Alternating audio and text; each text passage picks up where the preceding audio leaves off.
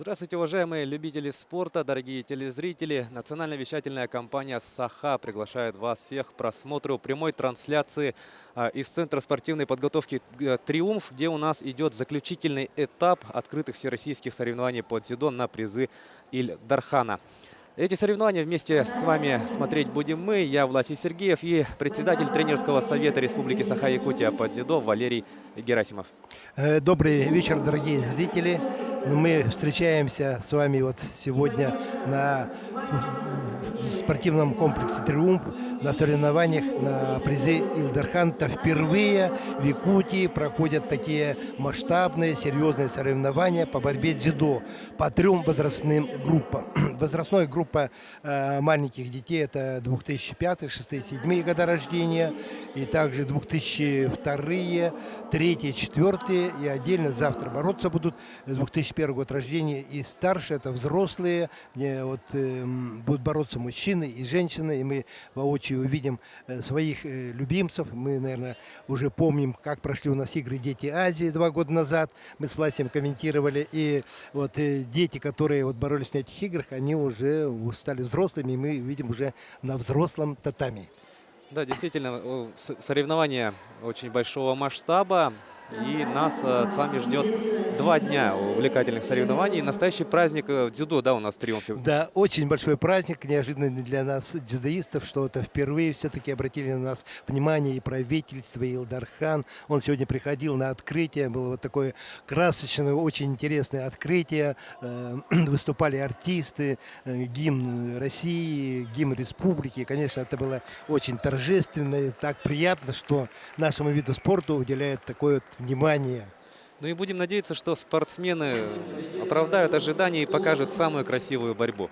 Да, надеемся, финальные схватки, особенно когда начнутся, буквально идут сейчас на коврах предварительные схватки по весовым категориям, но в финальные схватки мы, конечно, увидим интересные броски, интересные такие амплитудные, красоту и зрелище борьбы дзюдо. Ну, а мы будем концентрировать наше внимание на ковре «Б». И сейчас готовятся выйти спортсмены. Но, пользуясь заминкой, давайте поговорим о турнире. Участвует порядка 400 спортсменов, да, как я знаю. Да, очень много, более 4 спортсменов. Это представители регионов Забайкальского края, Республики Бурятия, Сахалинской области, Хабаровского края, Амурской области, Магаданской области, Приморского края. И гостями этих соревнований приехали дзюдоисты из Монголии. Но мы с Монголией дружим очень много, более 20 лет, поэтому постоянно наши дети там выезжают в Монголию, набираются опыта, уже, можно сказать, набрались. Когда девочки наши маленькие боролись, как Нургуян Никифорова, она буквально набирала опыт, можно сказать, начиная с Монголии, а сейчас она едет по всему миру. Недавно она приехала с учебно-тренировочных сборов с Японии, и буквально 3 дня назад боролась на первенстве России до 23 лет и стала 3-кратной чемпионкой России. Да, конечно, очень хорошее достижение нашей дзюдоистки, да, которые занимаются под руководством как раз-таки представителя Монголии Дамдина Гамбадоржа. И в скором времени, как мы знаем, она покинет...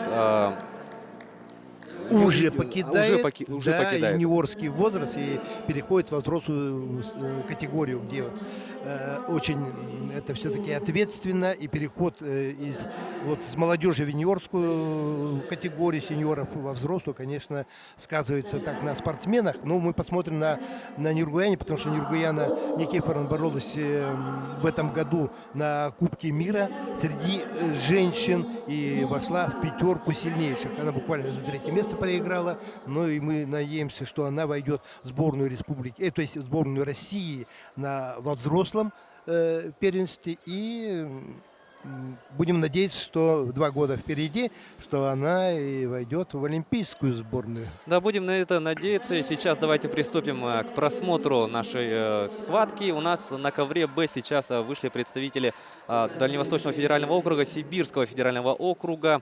У нас в синем одеянии Сулейман Абасов. И против него, соответственно, в белом кимоно Максим Обухов.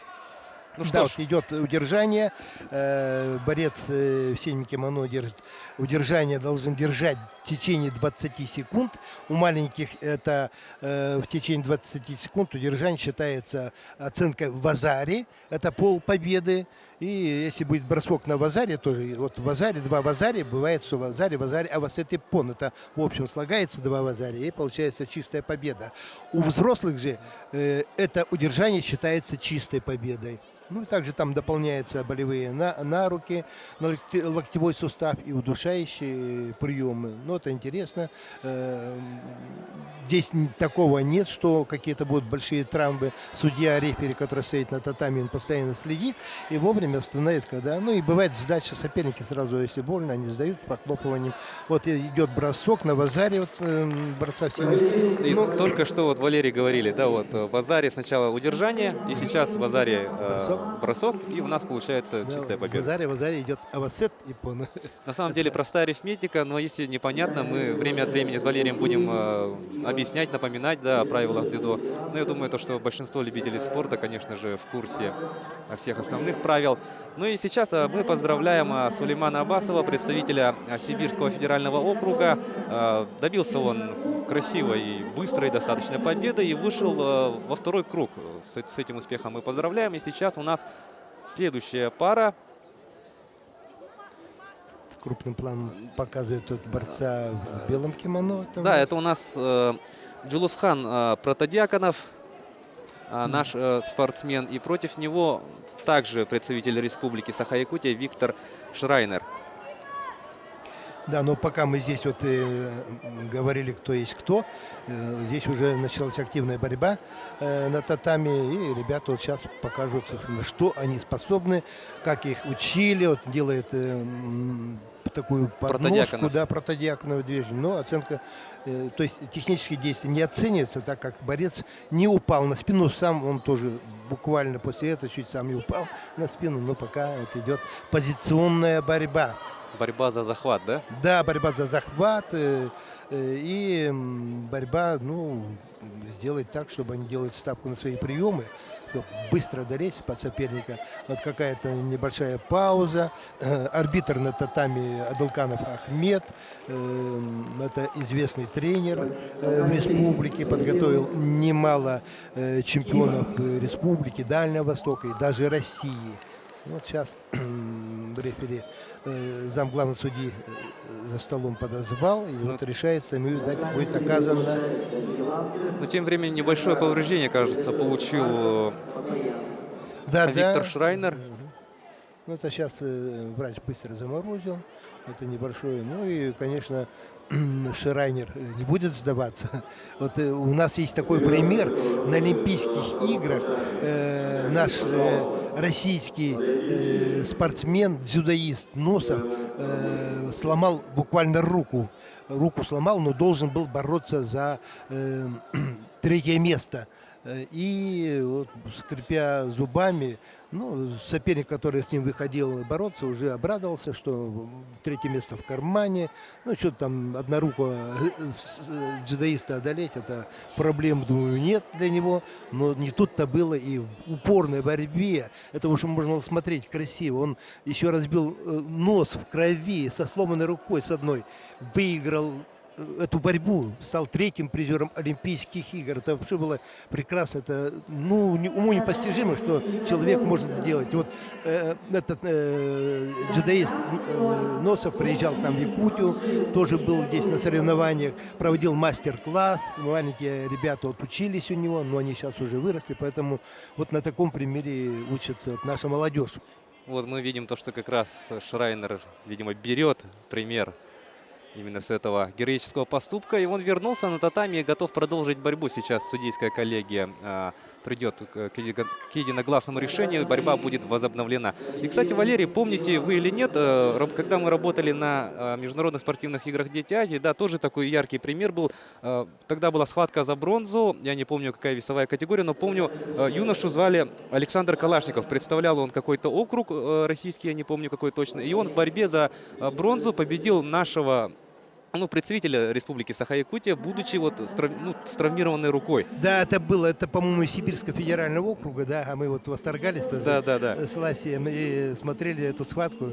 Ну, конечно, было очень интересно смотреть, как вот... Там и была и остановка, да, оказали медицинскую помощь необходимую. Парень плакал, через слезы вышел и вот в красивой борьбе, да, в отличном, просто прекрасном стиле одержал победу. Да, выиграл он хорошо, красиво, убедительно. Поэтому вот такие поединки украшают соревнования. И зрители, конечно, любят борьбу амплитудную, красивую, когда показываются интересные броски, интересные моменты. И поэтому они с удовольствием идут. Вот сегодня смотрим в этом прекрасном спортивном комплексе, сидят много очень болельщиков. Здесь говорят, что приехали и родители, даже бабушки. Поэтому, в общем, они наблюдают за своими уже внуками, болеют за них. Ну, именно за такие моменты мы любим спорт, в частности, дзюдо. Но у нас схватка на ковре «Б» возобновилась. У нас пока нет результативных действий. Борются два представителя Республики Саха-Якутия. Ну, всех объединили под одну команду. Дальневосточный федеральный округ, Сибирский федеральный округ, куда входят это Республика Бурятия, Читинская область. И, ну, вот такие вот показательные моменты, что два таких больших округа ведут борьбу. Ну, там немало ребят приехало хороших спортсменов. Ну, и они сейчас в финале обязательно будут. Поэтому мы посмотрим, прокомментируем, увидим воочию. Будем получать удовольствие от красивой борьбы. Ну, а сейчас мы видим то, что до сих пор нет у нас пока... Да, технических да. действий нет, но вот пройдет какое-то сейчас определенное время, сейчас арбитр может остановить схватку и дать Шида это замечание, вот, ну, пока мы говорили оценку в Азаре, далее, нет, в Азаре отменили, не было. Поэтому дадут предупреждение за пассивную борьбу, ну, из-за этого этот спортсмен начнет бороться снова и более... быстрее и активнее начнет эту борьбу. Ну, пока не дали. Вот это такие замечания, как Шида, это она как-то их... Вот сейчас арбитр, да, вот, раз застягивание вот, дает Шида борцу синим поясом, но сейчас он еще будет активнее бороться, потому что замечание это уже что-то это имеет ближе к оценке. Да, и мы знаем то, что если 3 Шида взять, то это уже поражение, да? Это дисквалификация, называется Хансоку Маке. Хансоку Маке. По-японски будем говорить. Это не ругательное слово. Хансоку Маке. Да, все-таки у нас японское единоборство, все команды, как в случае с масс-рестлингом, да, все команды там даются на якутском языке, тут также у нас те термины, команды на японском языке. Ну, тут по Шида уже видим то, что имеют оба спортсмена. Да, уже дали Шида обоим спортсменам. Это, если на табло смотреть, Шида это вот желтенькие кубики борца. Если вот набирает 3 Шида, конечно, это дисквалификация Хансоку Маке, и спортсмен уже проигрывает. 20 секунд остается до конца этой схватки. Напряженная, ровная борьба идет. У нас продолжается эта разведка, да? Да, но соперники, поэтому здесь, если кто-то бывает сильнее, кто-то слабже, здесь они одинакового уровня. И вот по истечении этого времени, если не будет оценки, вот, то им дадут дополнительное время, как Golden Score называется, и они будут бороться до первого технического действия, или когда получат 3 Шида.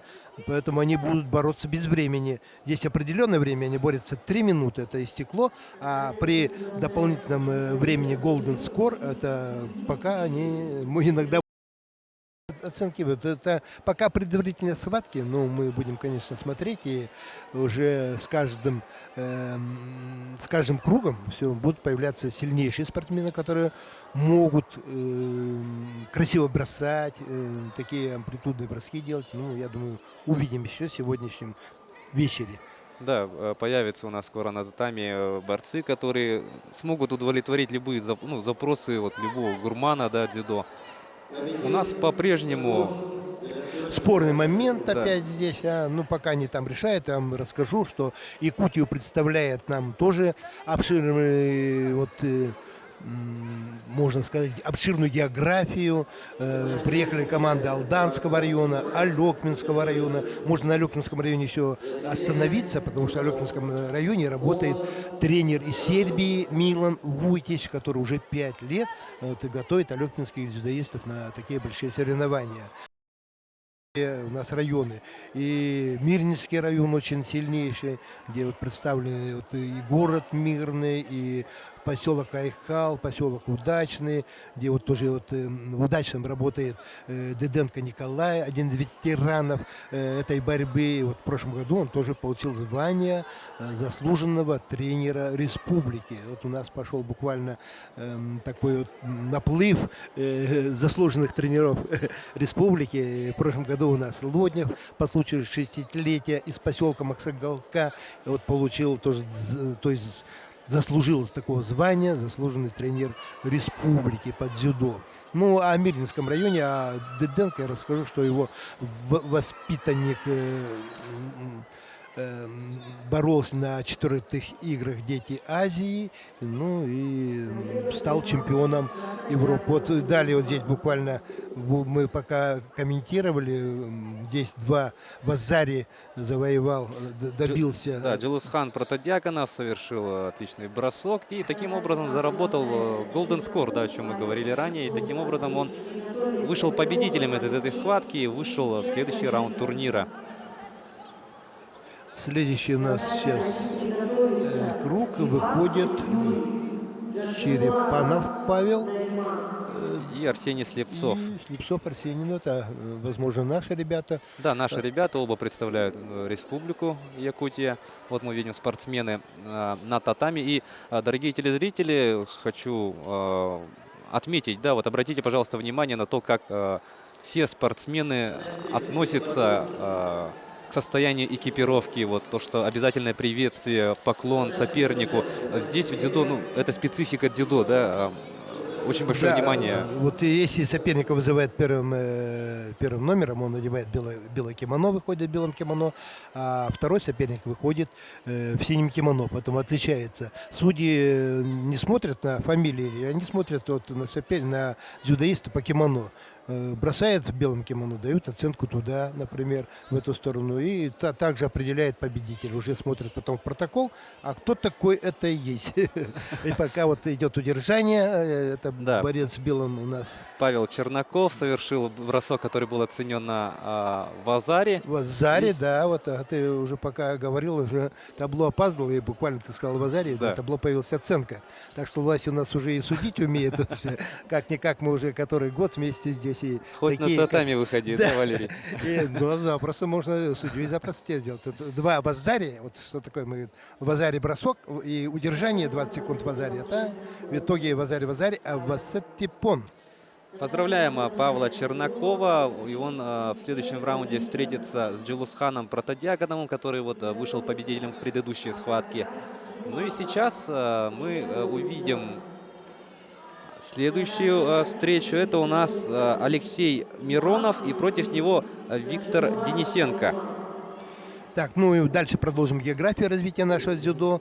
Мы остановились на Мирнинском районе, поехали дальше. Ленинский район, Ленский район. Там работает девушка, она из Санкт-Петербурга, Пышнограй. И вот ленские спортсмены уже заявляют себя на республиканских соревнованиях. Ну, есть воспитанница, есть оценочку вот здесь в Азаре получил у нас борец синим. Денисенко. Дальше идем в Нюрбинский район, представляет у нас тоже вот новое поколение династию, где тренером работает Соловьев Эдуард, это один из ветеранов нашего спорта. Он единственный из наших тренерского коллектива имеет звание почетный гражданин Нюрбинского района. Видите, как наши тренера становятся почетными, не только заслуженными, но и почетными. Вот два в Азаре, борьба идет уже скоротечно. Да, и Виктор Денисенко, записав в свой актив два действия, которые были оценены на Вазаре, побеждает в этой схватке и выходит в следующий круг, где встретится с Русланом Тагировым. И пока здесь здесь такая небольшая заминочка. Вот впервые у нас на этих соревнованиях принимает участие уже Намский район. Это география пополнилась еще одним районом. Так что юные дзюдоисты Намского района сегодня будут выходить. Одна девочка уже стала 44 килограмма. Петрова Саина третьим призером уже. Она с декабря месяца занимается из поселка рядом находящимся с Намсами. Поэтому уже есть такие результаты. Ну, еще там выйдут тяжи, есть такие. Там девочка на тяж выйдет, посмотрим, новенькая. И мальчики. Это Намский район. Да, сейчас, действительно у нас успехи имеют как тренеры, так и сами спортсмены республики. Да? Мы сегодня будем с нетерпением ждать всех финальных схваток и будем получать удовольствие от борьбы. Сейчас на ковре Б мы видим то, что вышел пока один спортсмен. Это у нас Вардан Акопян, представитель республики Саха-Якутия. И он должен сейчас сойтись также с представителем нашей республики, с Павлом Филатовым. Ну, Павел Филатов, к сожалению, Не вышел? Да, не явился на эту схватку. И таким образом, ввиду неявки, Вардан Акопян становится победителем и выходит в третий круг. Первым он вышел в третий круг. Это у нас, давайте напомним нашим телезрителям, то, что это весовая категория до 38 килограммов. Здесь у нас 30 участников. Среди юношей, это младшая возрастная группа, 2005, 2006, 2007 года рождения. Ну и мы переходим, давайте, в Якутске. В Якутске сейчас появилось очень много клубов. Они растут буквально как грибы. Ребята старшие, которые уже имеют большой опыт борьбы, звание кандидатов, мастеров спорта, они открывают клубы. И буквально бум такой, наплыв детей, маленьких мальчиков и девочек. Если их отдельно собирать, то, конечно, их тоже может где-то около 500 детей собраться, только с одного города Якутска, не говоря уже о республике. Ну и здесь у нас завтра будут бороться тоже известный клуб уже становится у нас. Это таджикский клуб «Самани», который был организован 10-15 лет назад в Якутске. И сейчас его представитель и руководитель Хатамов Мустаким, он является у нас ответственным за судейство по нашей республике. И по вызову его вызывает на такие соревнования, как дальневосточные, всероссийские соревнования. Поэтому мы растем не только как именно борцы, как тренер, но и уже судейство у нас подгоняется под международный стандартный уровень. Поэтому мы должны уже сами судить своих детей. И, конечно, это почетно, что у нас вот таких судей вызывает. Ну, конечно, завтра бороться будет это университет и училище Олимпийского резерва, где собраны самые сильнейшие наши спортсмены. Вот мы посмотрим. Они уже обкатываются во главе со старшим тренером в Японии, часто бывает в Кодакане, в храме дзюдо. Поэтому завтра будет очень интересно. Ну да, действительно, я думаю, одного без другого не бывает. Если уж идет развитие, да, то по всем направлениям внутри этого вида спорта, как судейство, тренерская деятельность, ну и, конечно же, да, спортсмены сами. Ну что ж, у нас на ковре Б пока небольшая заминка. Я думаю, давайте попросим режиссера перейти на ковер. Татами 3. Да, под третьим номером. Сейчас у нас идет там схватка стадии 1/4 финала. У нас борются представители Сибирского федерального округа и Дальневосточного федерального округа. Бросок. Вот бросок, вот это вот красота дзюдо, что вот этот чистый бросок япон достигается мгновенным броском на всю спину. Это означает чистая победа япон. По-японски. Вот красиво выходят, ребята кланяются, выходят с татами. Ну, кто-то из них один проигравший, другой, конечно, выигравший. Один радуется, другой в горестном таком состоянии.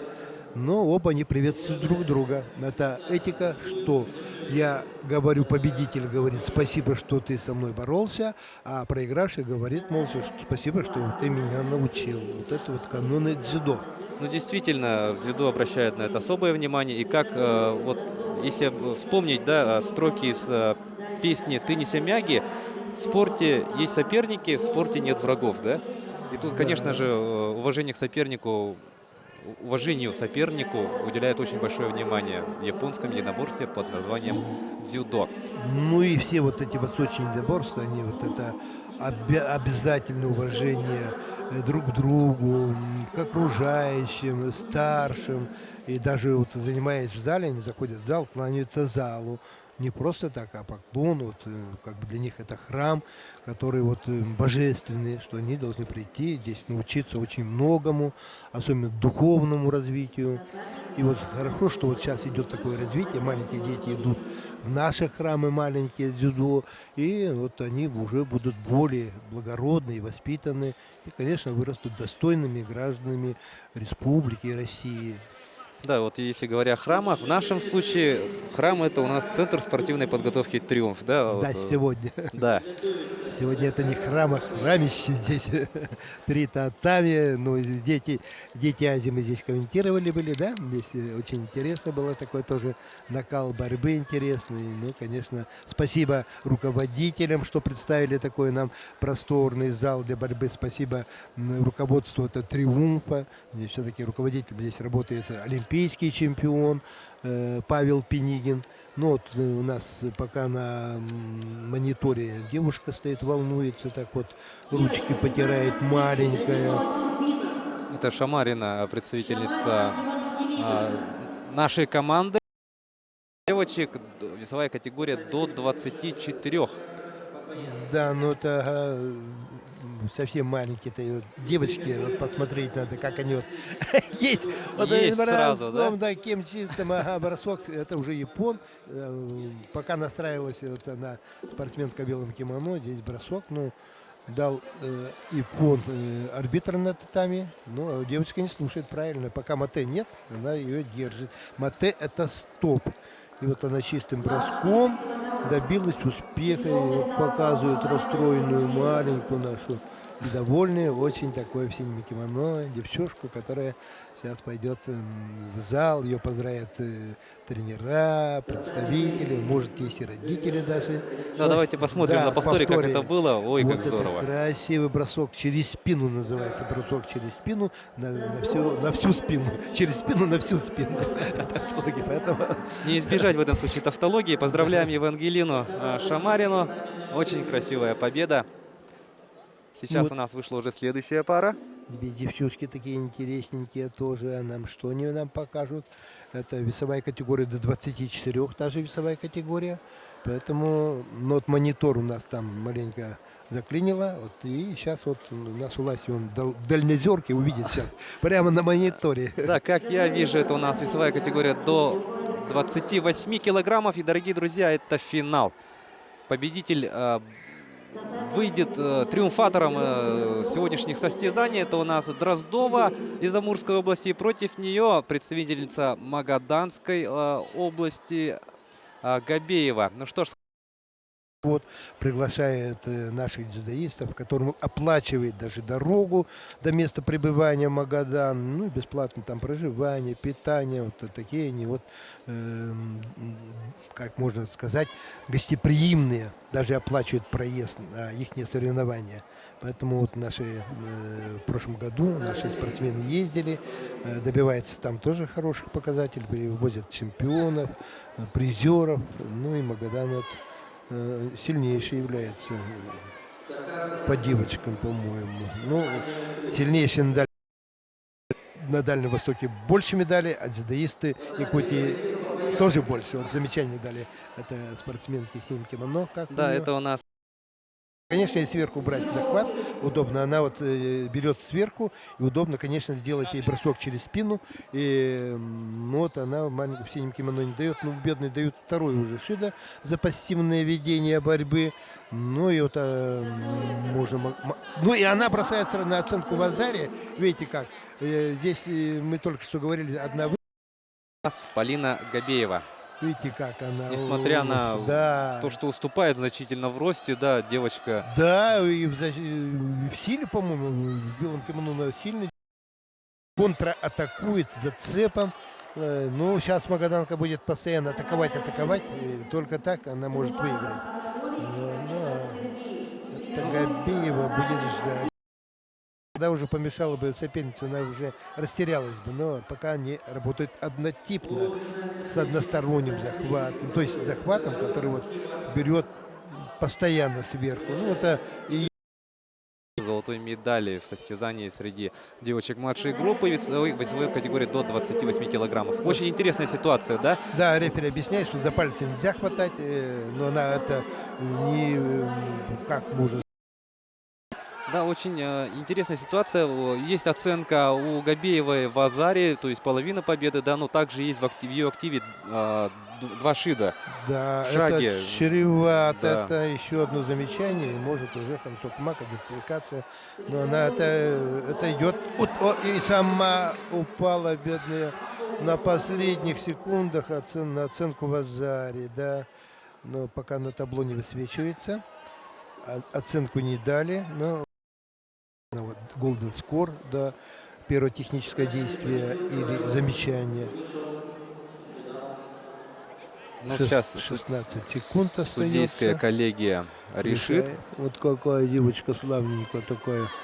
Ну, аккуратно причесанная. Настрой хороший, боевой. Ну и не боится она соперницу. Вот знаете, Валерий, вспоминая соперник, уступая вот в росте, именно в техническом плане, вот аккуратно действуя, выбрав грамотный геймплан, вот выходили победителями против более рослых. Ну, тут у нас сценарий шел именно по такому пути, да, но вот когда оставалось вот буквально там секунд 20, вот Дроздова провела результативное действие, но нет, по всей видимости, да, отменена Да, оценка в Азаре. Ведь оценку в Азаре отменили. Какую часть тела. Ведь и видите, поздравить нужно Габееву. Да, Полина Габеева. Очень красивую победу она одержала. Ну, вот, хотя она в физическом плане отстает, конечно, от своей магаданской дзюдоистки. Но изловчилась и нашла момент такой, который принес ей победу. Одной оценкой в Азаре, хотя она уже проигрывала по замечаниям. Вот повторе, смотрите, хороший делает зацеп. Да, и здесь, ну, здесь не оценивают. Вот. А сейчас у нас... Это у нас весовая категория до 32 килограммов. Также девочки младшей возрастной группы встречаются у нас. Да, у нас... Посмотри на табло лучше. Да, это у нас Яна Астафьева из Амурской области. И против нее представительница Якутии Александра Селезняк. Удержение. Да, идет... Да, и вот она выиграла из представительницы Амурской области. Астафьева Яна добилась успеха и стала чемпионкой весовой категории до 32 килограмма. Вот так скоротечно может пройти схватка, да, нужно всего лишь-то выполнить, ну в данном случае, да, бросок на вазаре, идет удержание на 20 секунд, вот вам 2 вазаре и победа. Ну это я объясняю телезрителям, которые, может быть, только что присоединились к нашей прямой трансляции с Триумфа. Такая работает у нас система оценок в этой дисциплине. И сейчас у нас следующий финал. Это также девушки, но весовая категория чуть потяжелее. 36 килограммов это у нас встречаются представительница Республики Саха-Якутия Леонтьева Анастасия. И против нее также якутянка Лиза Шамаева. Ну, не Шамаева, здесь ошибка. Шамеева Лиза. Она из команды школы 19 в районе птицефабрики, где раньше занималась и училась. Она кидает оценку в Азаре, хорошем прогибе, и сразу же удержание. Нет, бросает Леонтьева Анастасия. Шамаева наша Лиза попадает на удержание. Конечно, для нее уже хорошо, что она попала в финал. И я вот там очень рассказал, в школе номер 19 начинала свои азы дзюдо. Наша прославленная дзюдоистка Нергуяна Никифорова вот, обучалась в этой школе 19 у тренера Герасимова. И вот сейчас вот Шамеева Лиза, ну, хоть и проиграла, но это для нее, можно сказать, очень такой высокий как результат, второе место в таких всероссийских соревнованиях. Это впервые, она занимается недавно. Можно ее поздравить с этим. Как под копирку, да, прошли вот последние две встречи. Аналогичный сценарий у нас.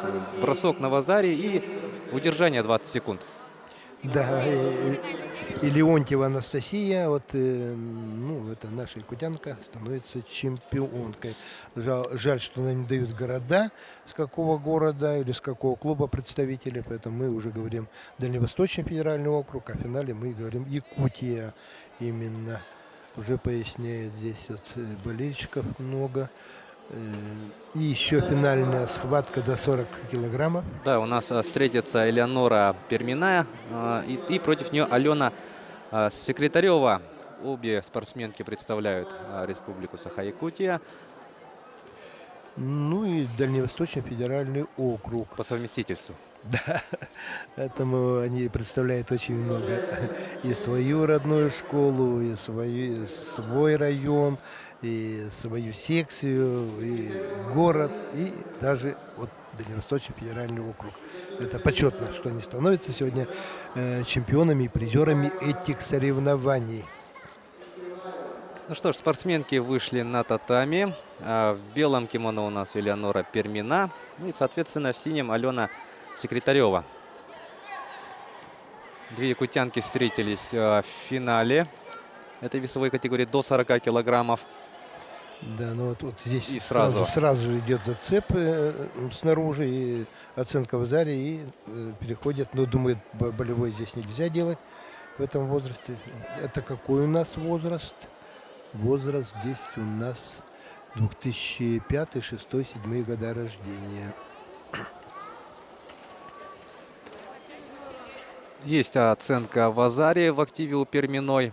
Ну, очень здорово начала схватку, да? Спортсменка в белом кимоно.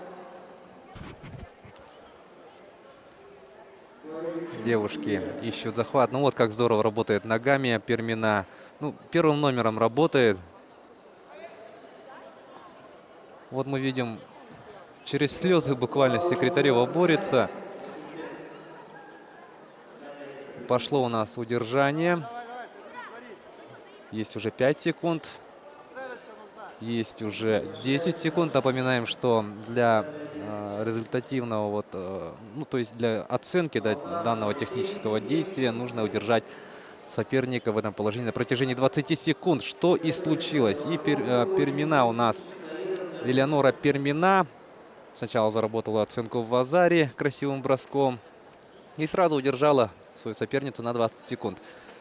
Ну, мы, как говорили с Ласем, что у нас вот финалы пойдут скоротечно, очень быстро и интересно, поэтому вот видим мы такие вот борьбу. Это очень такая быстротечная борьба уже идет. Да, вот режиссер нашей телетрансляции предлагает повторы ярких моментов прошедшего финала.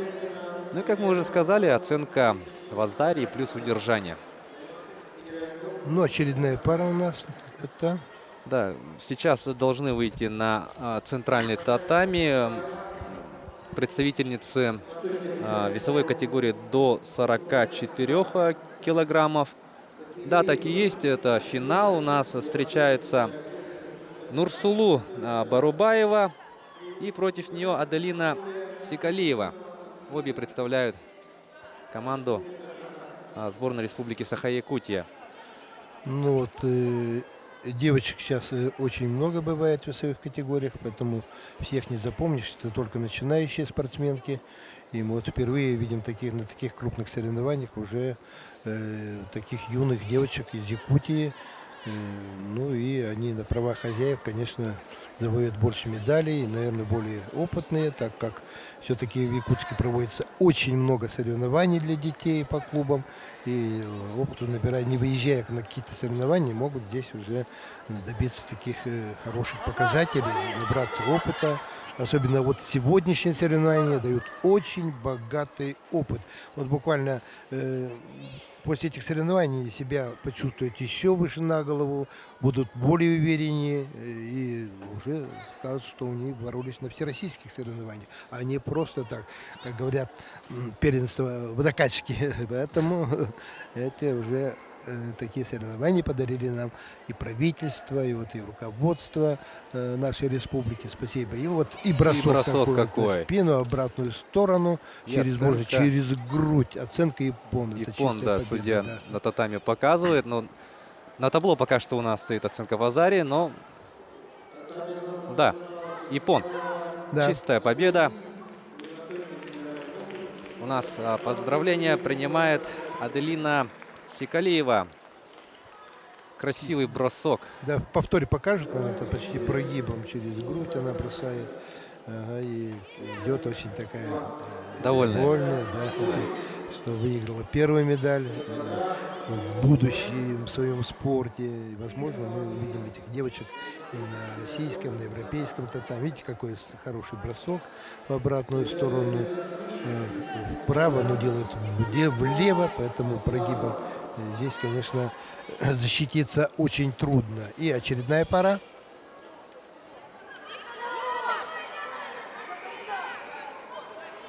Да, вышли у нас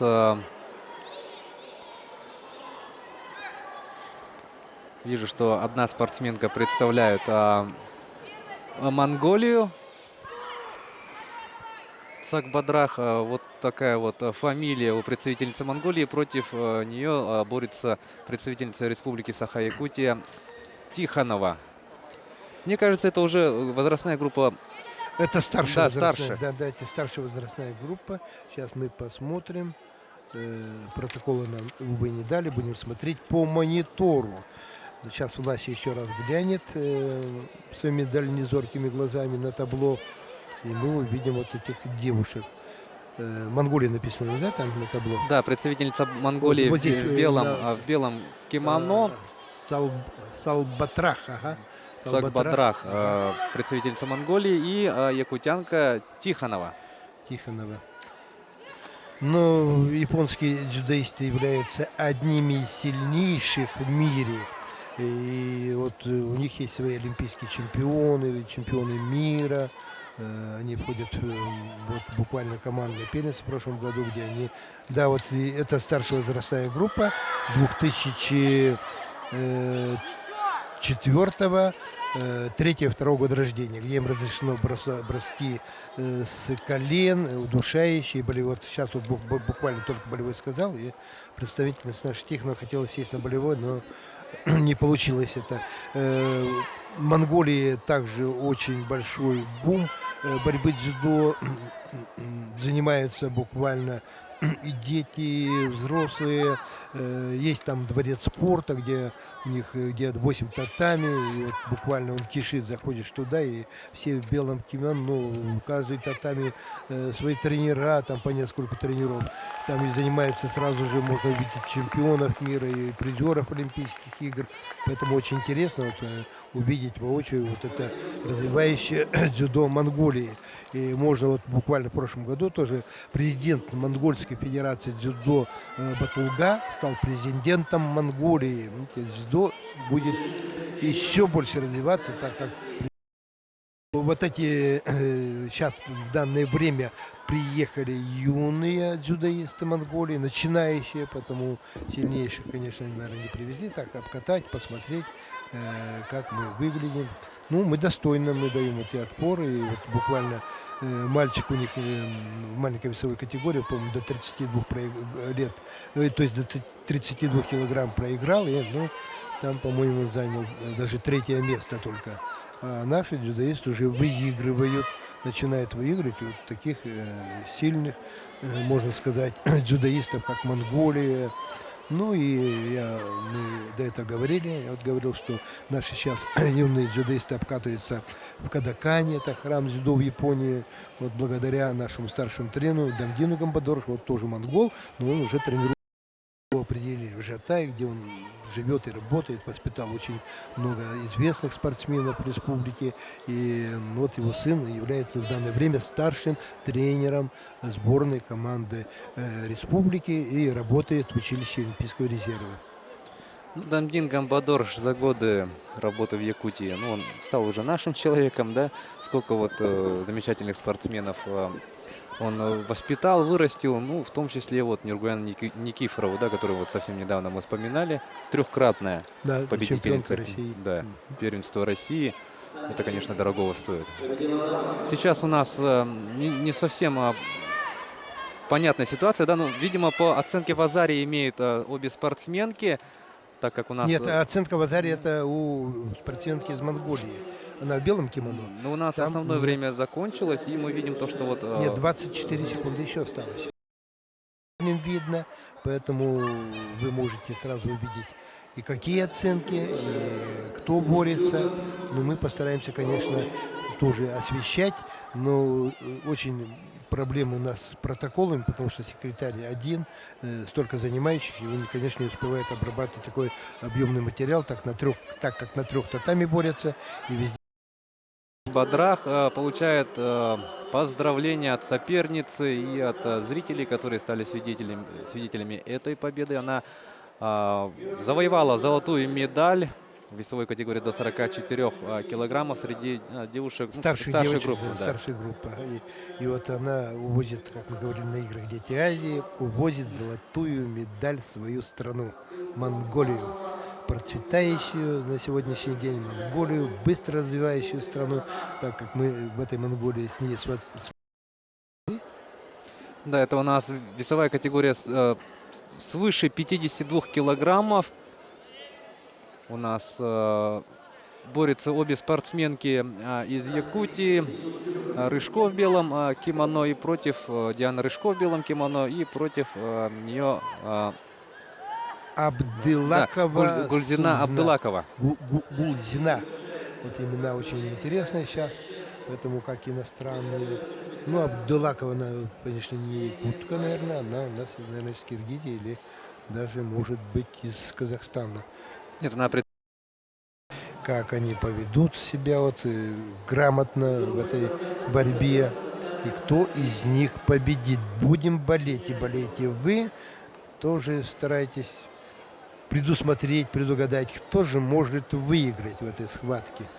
Но здесь все неожиданно, как мы до этого видели. Схватка, маленькое падение делает Гулзина имя. Ну и попадает сама на удержание. Да, жалко, что она вот попалась на удержание. Да, Нет, она отсчет. держит, она.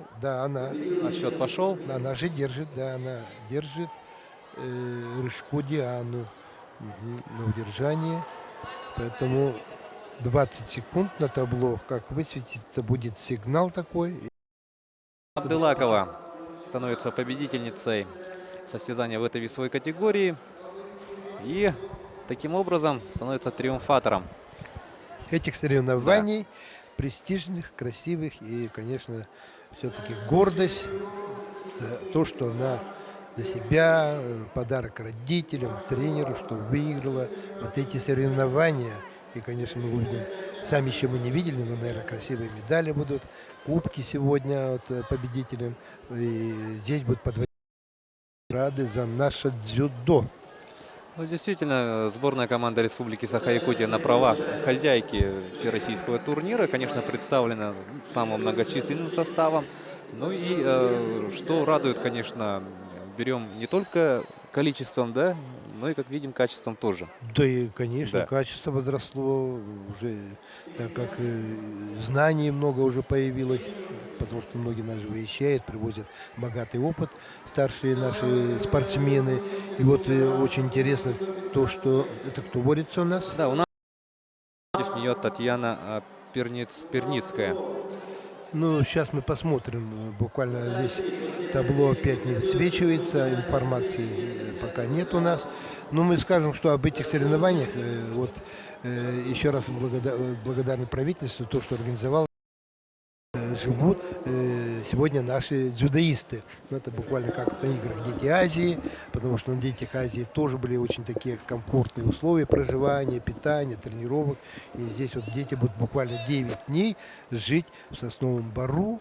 И, конечно, они, соответственно, подружатся, будут больше знакомств. И при встрече они уже на ковре, на татами будут не только как вот соперники, они как друзья. Это всегда вот это спорт сближает не только. И здесь никаких обид нет, что кто-то проиграл, кто-то выиграл. Поэтому очень интересно. Вот, и равновесие, создать себе такие условия, чтобы соперник потянуть в одну сторону, кинуть туда, куда вот теряет равновесие соперник. Поэтому надо еще головой думать, не просто так. Безусловно. Да, То есть подготовить бросок, либо подсечку и, собственно, очень много тренируется на татами своих вот клубах, своих спортивных секциях. И, конечно, для них это своеобразный экзамен. Ну а для всех нас, любителей, и дзюдоистов, это праздник спорта, праздник дзюдо сегодня вот у нас. Это еще этот праздник будет продолжаться. И завтра мы увидим воочию, но завтра мы увидим уже более зрелых спортсменов. И мы увидим красивые броски технические. Это за наших дзюдоистов. ну, остается бороться в этой схватке всего ничего. Сейчас у нас в данный момент нет результативных бросков. Тут, может быть, нет. Нет, это за выходом уже Да. зоны борьбы. Вот это же желтый квадрат, это зона борьбы. И при свободном выходе, даже вот с этой зоны борьбы, уже получает борец замечание. Поэтому он должен обязательно находиться в этой зоне борьбы. Сейчас у нас по оценкам по нулям, но 2 шида есть у Анастасии Чувашовой. Она у нас в белом кимоно. И у нас Это еще рядом, по-моему, с судейством за столом. У них все это показывает. сейчас судьи, ну, у судей прошла короткая консультация. Остается 23 секунды. Счет у нас по-прежнему 0-0. И 2 шида в активе у Чувашовой. Но все равно одна из соперниц сейчас вот готовит прием, будет хороший бросок. Пока идет вот, выведение из равновесия, соперницы вот, хотят делать свой коронный прием или контрприем. Ну, еще, конечно, они неопытные. Вот сейчас влево пошла, в левую сторону. Это всегда очень бывает так неожиданно для тех борцов, которые борются правосторонней стойки, а потом резко переходят в левую сторону. Это очень даже бывает неудобно сопернику и неожиданно. Поэтому владеющие приемами, бросками в правую, особенно в левую сторону. Это очень, видите, как я сказал, в левую сторону, и буквально она вот в левую сторону кинула для себя вот эту соперницу, оценку в азаре, и выиграла у нас. Да, победительница у нас вышла Татьяна Перницкая. Получается, основное время закончилось, и как только началось вот у нас Дополнительное время да, в Golden рамках Score. Golden Score, и вот сразу бросок. Хороший, амплитудный. Пока они готовили, я там тоже говорил, что именно в левую сторону неудобный бросок для соперников бывает. Поэтому вот она воспользуется этим. Искала момент для своего броска, не получалось в правостороннюю сторону стойку. Она перешла в левостороннюю и сразу здесь добилась успеха. И такой хороший бросочек мы увидели сегодня. Ну, а сейчас выходят мальчики. Мальчики у нас такие крепенькие, бодрые. Настрой у них, конечно, боевой. Это все-таки финал. Финал. Плохо у нас нет, еще раз говорю, табло. И мы ориентируемся интуитивно. Вот власть сейчас очередной раз заглянет в табло рядом с судьями и скажет, кто же выходит и в какой весовой категории. Вот настраиваются, прыгают они, это своеобразный настрой.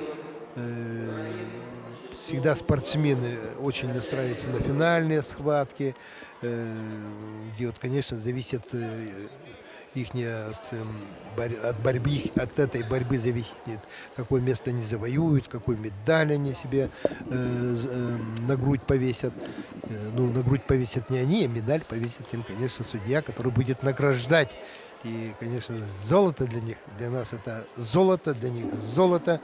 Первое, которое они завоюют во всероссийских соревнованиях на призы Илдархана. Что ж, у нас по-прежнему нет табло, но разобрались. Это у нас Схватка в весовой категории до 46 килограммов, юноши. И у нас в финале встречается Евгений Евмушков, представитель нашей команды. И против него из Хабаровского края вышел Карамотулло Субанов. С Хабаровского края, Да, с да, Хабаровского края. Караматулло Субанов. Ну, это, наверное, с диаспоры, таджикской диаспоры. Вот таджики у нас очень любят борьбу. Вот в Якутске, когда проводят соревнования, особенно завтра увидите, будет очень-очень много таджиков. Вот национальная борьба таджикская, она похожа на дзюдо. Они также борются в кимоно. И вот до первого броска победы они вот, постоянно вот, так вот они борются, как у нас национальная борьба Хапсагай, у них национальная борьба, вот, вот такая вот, как в кимоно, как дзюдо, и поэтому им идет, они очень такие сильные, вязкие и бросковые, и всегда идут с большим интересом. Их есть схватки ребят с Таджикистана с нашими спортсменами. Завтра это воочию увидим. Там будут очень красивые амплитудные броски, своеобразные, которые делают только таджики. Поэтому вот Байтулло у нас представляет, по-моему, Карамуталло представляет вот, Таджикистан. Ну, Таджикистан у нас вот оценку отменили. С Таджикистана очень много ребят. Я как сказал, что здесь открыт клуб Самани 15 лет назад, где ребята приезжают. Вот уже здесь вообще можно оценку давать. Ну, дали оценку в Азаре. Здесь был бросок на всю спину.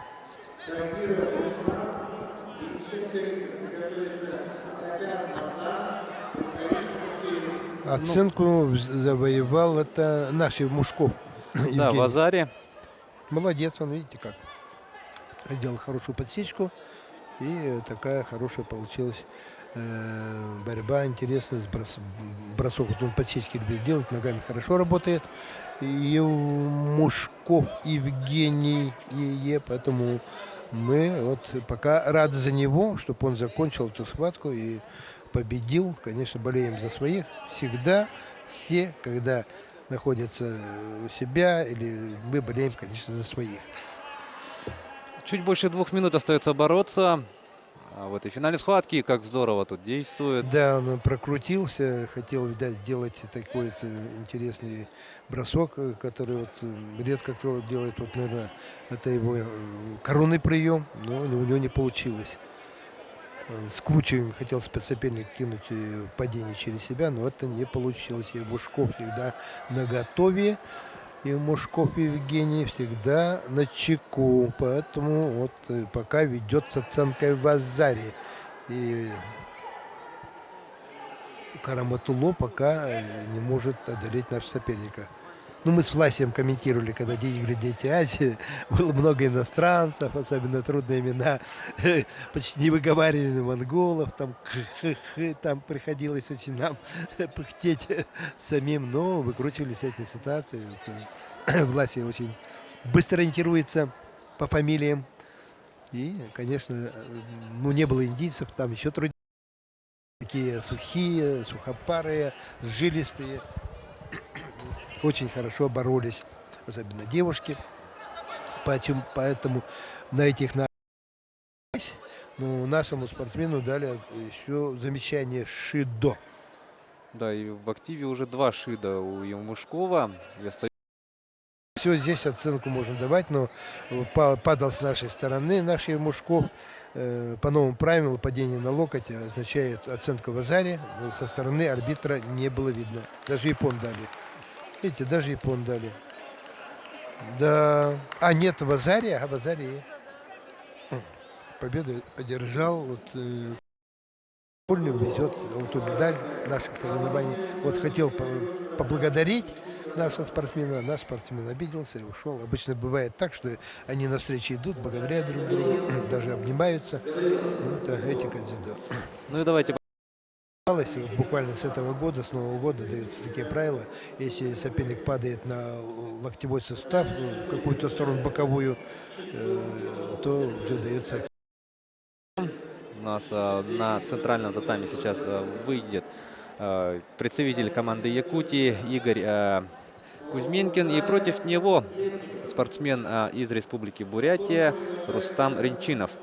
Да, очень интересные бурятские борцы, они всегда очень сильны, так как борьбу буряты тоже любят, как мы якуты, поэтому бывают такие самобытные приемы, тоже интересные, не только вот у таджиков и бурятов, поэтому посмотрим. Но Бурятия известна такими сильными спортсменами, как вольной борьбы, боксеры хорошие, мы знаем, стрельба из лука у них спорт, наверное, номер один, потому что у них олимпийские чемпионы есть по стрельбе. Да, значит, выходят ребята, можно заметить, что новичок выходит в белом поясе, а уже занимающий второй год обучения, третий год идет сдача поясной системы. Это у нас уже практикуется. Буквально 3 года поясную систему у нас принимал Милан Вуйчич, тренер Сербии, имеющий 4-й дан. Он приказом по федерации был как бы экзаменировал наших спортсменов. И вот вы заметили, что вот из других округов приезжают дети, которые тоже имеют пояса. И маленькие дети уже знают, кто победил. Да, у нас я пока здесь. объясняли, да, поясную систему оценок. У нас Рустам Ренчинов из Бурятии вышел победителем. Сначала провел он Среди маленьких это идет оценка в азаре, то, что мы слаживаем бросок и удержание одно. И вот по поясной системе, в данное время поясную систему сейчас принимать будет Дамдин Гамбадорш, старший тренер республики. Он проходил обучение, квалификацию в Японии, и по решению судейской коллегии российской он будет сейчас принимать экзамены у маленьких детей по поясной системе. Ну, сейчас вопрос будет решаться. Они сразу обращают внимание на пояса. Ну, а сейчас у нас Но сейчас у нас весовая категория до 55 килограммов. Финал Евгений Неведомский, представитель сборной команды Республики Саха-Якутия. Ну и также якутянин, против него Алексей Скрябин. Да, могу остановиться об Алексее Скрябине, он в синем кимоно. Это воспитанник тренера, монгольского тренера, спортсменах, подающие надежды. Он является чемпионом республики, участником игры «Дети Азии», чемпионом Дальнего Востока. И вот он, конечно, здесь в финале. Это закономерно, что он в финале в этой весовой категории. И уже в этом финале он продолжает подтверждать свой класс, свой статус. И сразу же практически он заработал в азаре.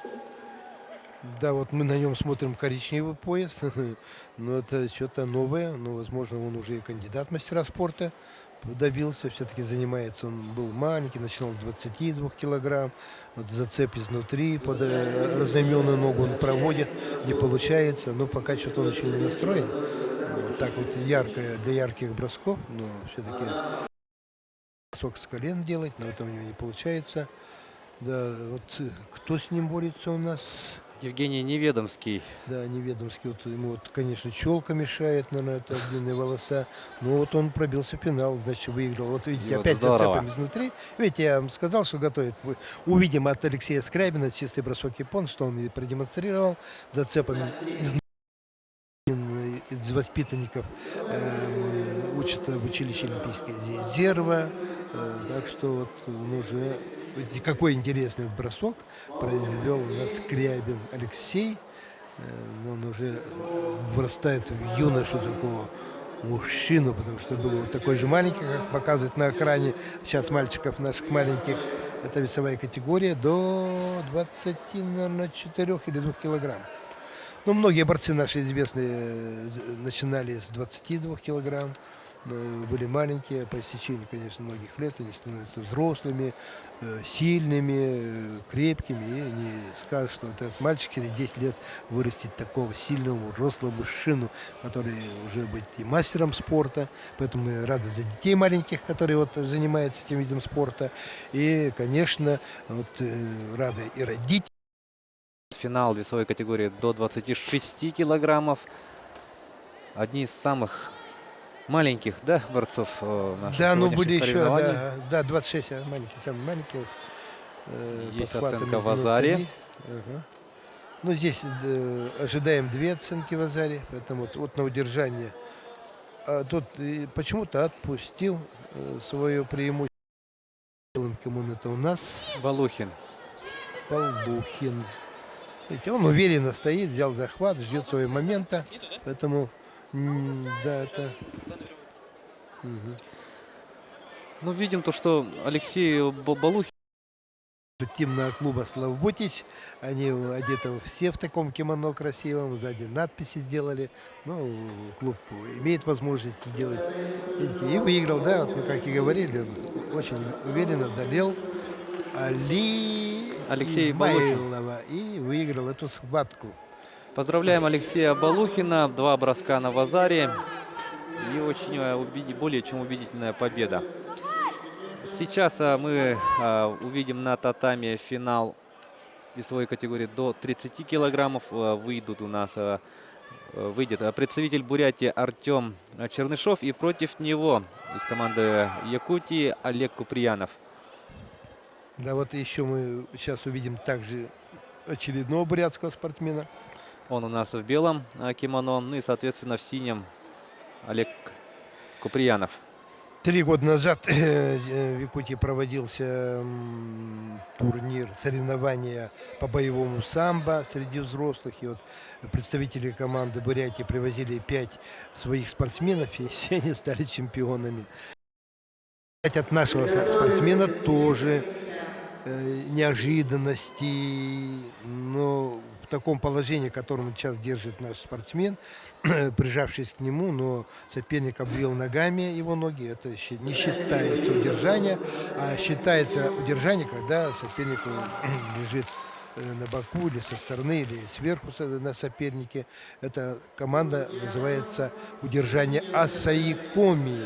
И в этот момент должен соперник держать 20 секунд. Ну и чуть больше 2 минут остается в этой схватке. Мы видим то, что результативных действий пока что, нет, да. но я думаю, будет. Потому что бурятский спортсмен тоже такой уверен в себе мальчик, он выглядит. Наверное, он тоже не подарок ей сделает. Сейчас нам покажет хорошую борьбу. Но наш не сдается. От нашего мы тоже ждем. Он тоже продумает. Вот видите, вот подсечка такая. Оценка, конечно, в Азаре будет удержание. Но оценку пока не дали. В Азаре, да, оценка в Азаре и вот удержание. Но здесь он переворот делает. Мы сказали, что только что отметили, что бурятский все-таки дзюдоист сделает какой-то хороший прием. Вот подсечку такую он. Вот сейчас, наверное, еще раз продемонстрирует свою коронную подсечку. И мы можем... В крупном плане мы видели то, что Олег Куприянов у нас корчится то ли от боли, то ли от досады, что вот пропустил свой бросок. Плохо, что они вот захваты не меняют, постоянно нужно менять захваты, убирать неудобно для него захват, но они пока это еще не умеют, поэтому в этом захвате будут бороться. Ну, еще раз, вот борьба в партере. Борьба в партере продолжается, если на коленях, называется борьба в партере, и соперник уже это искусство. Один держит, другой уходит. Ну вот видим то, что Чернышов у нас ведет с оценкой в Азаре. Да, остается буквально 20 секунд. Сейчас наш спортсмен должен активизироваться, найти какие-то дополнительные силы, резервы, но он пока это не делает, устал, наверное. Все-таки весь день с утра, сегодня с 10 утра идут схватки. Дети вот, очень устали, для них, конечно, тяжело, чтобы сидеть, смотреть. Ну, с питанием здесь, конечно, не ахти будет, потому что если идут в столовую, то могут пропустить, если вызовут время, да, и победу. Да, победу одержал Артем Чернышов, представитель Бурятии. Поздравляем его. Ну и поздравляем Олега Куприянова, серебряный. Такой он пытался наш сделать Алексей, но не получилось. И очередная пара. Смотрим, кто. Да, это у нас весовая категория до 34 килограммов. Финал. У нас также якутско-бурятское противостояние в этом финале. Из команды Якутии Никита Герасименко, он в белом кимоно, и против него представитель... Очень бросковый мальчик. очень такой бросковый, амплитудный такой. Ну, и Герасименко наш неплохой тоже, вот из спортивного клуба Славутич, вот кимоно сразу увидели у него Россия. Хорошо бы нам обзавестись таким кимоном, чтобы наши все дети участвовали. Ну, в районах, особенно в дальних районах, конечно, трудно купить кимоно, нет денег у родителей. И, конечно, Таким прекрасным случаем, да, давайте напомним телезрителям то, что есть у нас оценка в Азаре, это у нас половина победы. Ну вот, как мы видели, 2 броска на Вазаре, это есть... да, в Азаре, а васет в сложности, а васет и пон. Ну, поэтому простая арифметика, Да. 2 в Азаре и в сумме это и пон. Поздравляем Давида Аганесяна. Вот видим Очень- повторе хороший бросок через плечо. Он придут. Вот он в предварительной схватке он почти все таким броском через плечо провел. А вот, значит, очень такой хороший подготовленный мальчик, который мы видим сегодня на экране телевизора. Ну и, конечно, мы бы были рады, если бы у нас был свой зал дзюдо. К сожалению, вот, у нас нет своего зала, где когда приезжают у нас ребята из сел, улусов, районов, нам негде остановиться, негде побороться. Просто клубы имеют свои залы, они арендуют залы, платят за это деньги, они, конечно, всех не вместят. А мы бы хотели бы иметь свой зал, храм дзюдо.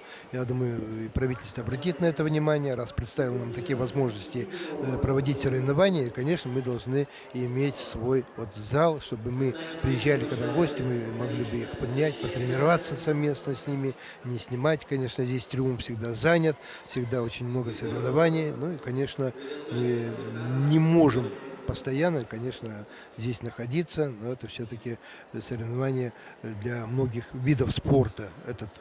Ну и мы мечтаем о своем спортивном зале и к очередным детям Азии и нам построить такой подарок нашим дзюдоистам зал дзюдо. Ну а сейчас мы ждем. Ждем мы протоколы, но видим то, что это финал весовой категории до 42 килограммов. У нас это из команды Якутии встретится 2 спортсмена. Это Оев и против него Тигунцев. Финал весовой категории до 42 килограммов. К сожалению, у нас пока что нет протоколов. Ну что ж, будем пока ориентироваться По табло да, опять. По табло далеко, но на мониторе вот проскакивает, ага. да, Сибирзон Оев. Оев, это наш спортсмен, ага. да, и против него тоже представитель Якутии Никита Тигунцев. Сибирзон Оев, он представляет, по-моему, училище Олимпийского резерва. Тренируется у Дамдина Гамбадоржа. Сейчас в училище Олимпийского резерва собралась очень хорошая команда из молодых тренеров. Там тренирует выпускник университета Гаврил Семенов, мастер спорта по боевому самбо. Вот буквально на днях он приехал с чемпионата России, где стал 3-м призером по боевому самбо России. В прошлом году он тоже был 3-м призером этого чемпионата. В этом году чемпионат проходил в городе Хабаровске. И, конечно, он очень хотел завоевать хотя бы серебро.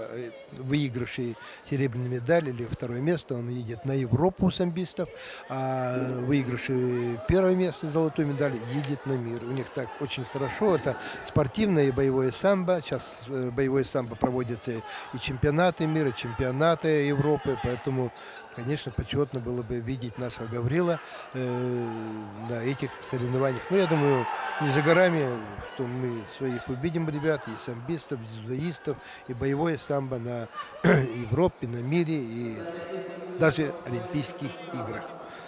Но мы это надеемся, всегда с верой. Буквально 20 лет назад дзюдо у нас начиналось, можно сказать, с подвалов, где вот выходили, не было кимоно, не было курток, только начинало развиваться. И вот вы видите, буквально по истечении 20 лет. Мы уже это какая плеяда молодых детей уже выросла на наших глазах. Этот спорт растет, все больше и больше и больше развивается. Вот власть у нас и комментирует, и уже у нас специалист по дзюдо можно назвать. И всегда вот рад с ним, что вот меня просит помочь ему.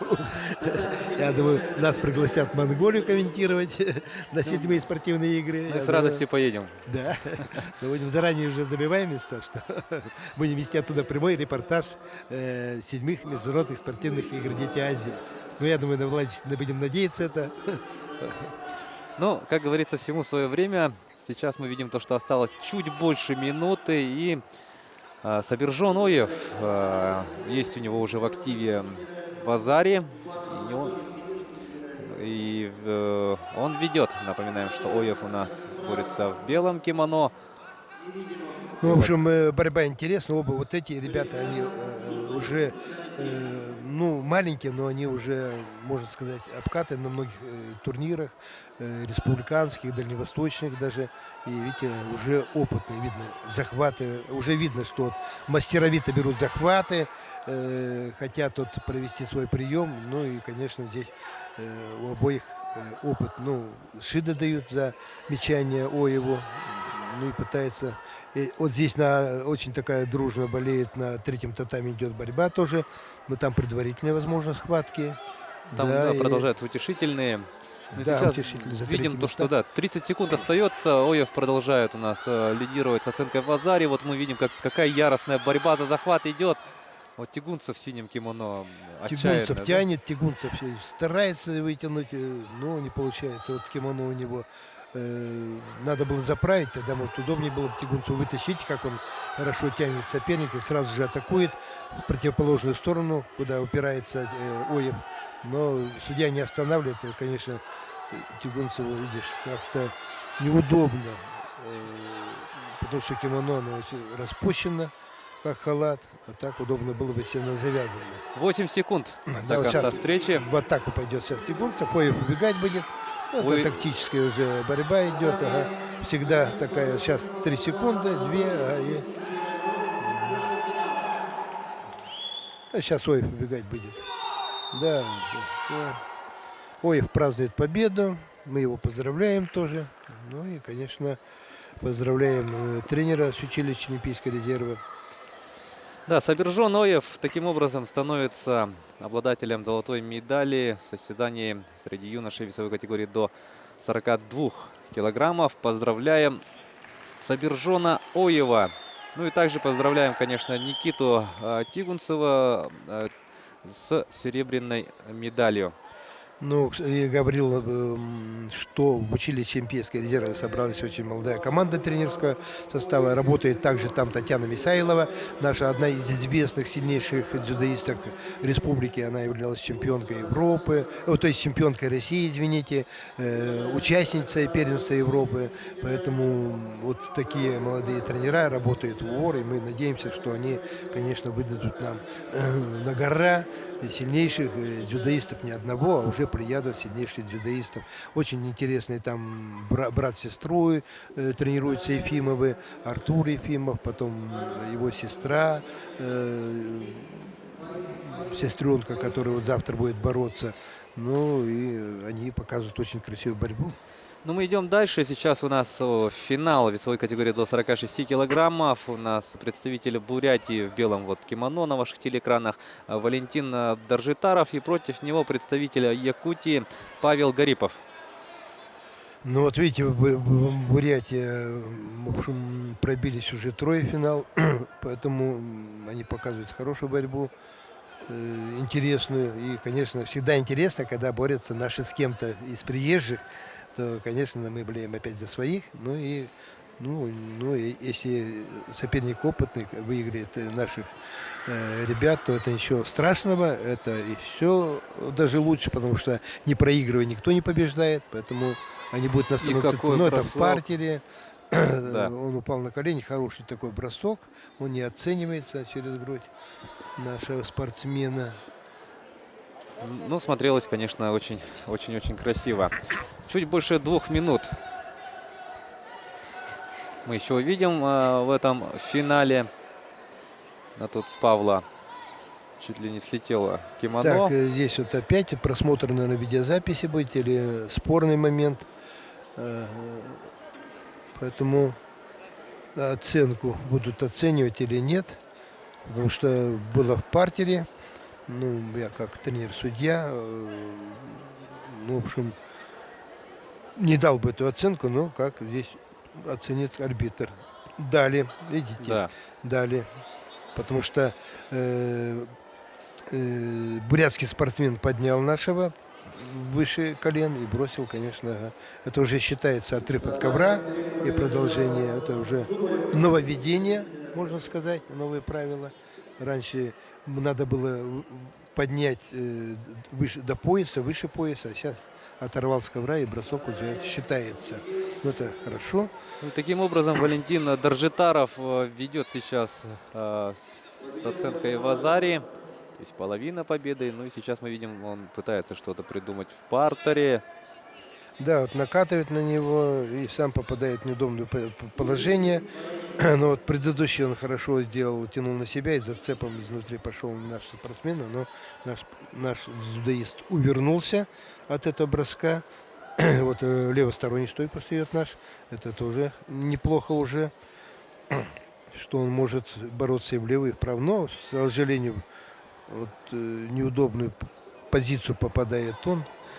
Пока бурятский дзюдоист, он все-таки берет захват получше, удобный для него. И, конечно, я думаю, при таком положении и борьбе, конечно, он может и бросить наш спортсмен на япон. Ну, меньше 50 секунд остается Павлу Гарипову, чтобы что-нибудь, да, придумать, да, у нас все-таки наш Ну, вот спортсмен видите, уступает вот и... буквально я говорил, что соперник готовится с таким захватом. Это ожидаемо, что он сделал бросок на япон и добился своего. Ну, Зарипов тоже не подарок, он все-таки оказал достойное сопротивление. И мы будем тоже поздравлять его со вторым местом. Ну, вот, Да, вот выходит. триумфатор соревнований на ваших телеэкранах Валентин Даржитаров. Вот Еще раз заднюю поздравляем. подножку зацепом такой, зацеп у него получился, да, и движение на соперника, тут наш спортсмен падает на всю спину. Поздравляем также Павла Гарипова с серебряной медалью. Сейчас нас ждет не менее интересная схватка. Это уже весовая категория до 55 килограммов. В рамках этой встречи у нас сойдутся два представителя Якутии. Никита Ковалев, он выйдет в белом кимоно. Ну а сейчас на ваших телеэкранах Ренат Марков. Спортсмены выходят на татами. И после приветствия начнется схватка за золото. Ну, у нас еще время для комментирования есть, полчаса для нашего окончания нашей телепередачи. Вот, но мы должны еще увидеть интересные схватки на ковре. Ну и, конечно, после этих соревнований будет награждение чемпионов и призеров торжественно. Дети получат сегодня медали. Это первых всероссийских соревнований на призы Илдархана. И, конечно, будет интересно увидеть, какие заготовлены медали, приготовлены, ну, призы, соответственно, наверное, будут. Поэтому мы сегодня это увидим, если нам хватит времени передачи. Да, постараемся, конечно же, мы в полном формате показать первый день, соревновательный день. Ну и завтра примерно в такое же время, то есть 18:00 по якутскому времени, мы начнем трансляцию второго соревновательного дня, где, как мы уже анонсировали, увидим выступления, в том числе взрослых спортсменов.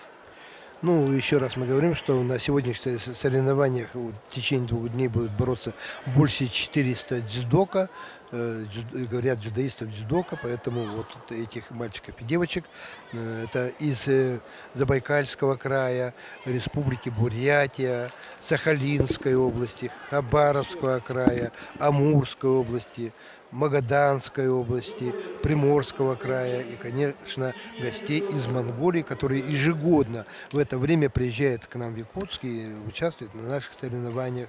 После этих соревнований на призы Илдархана буквально через 3 дня будут проводиться здесь же, в Триумфе, соревнования на призы спортивного клуба «Славутич».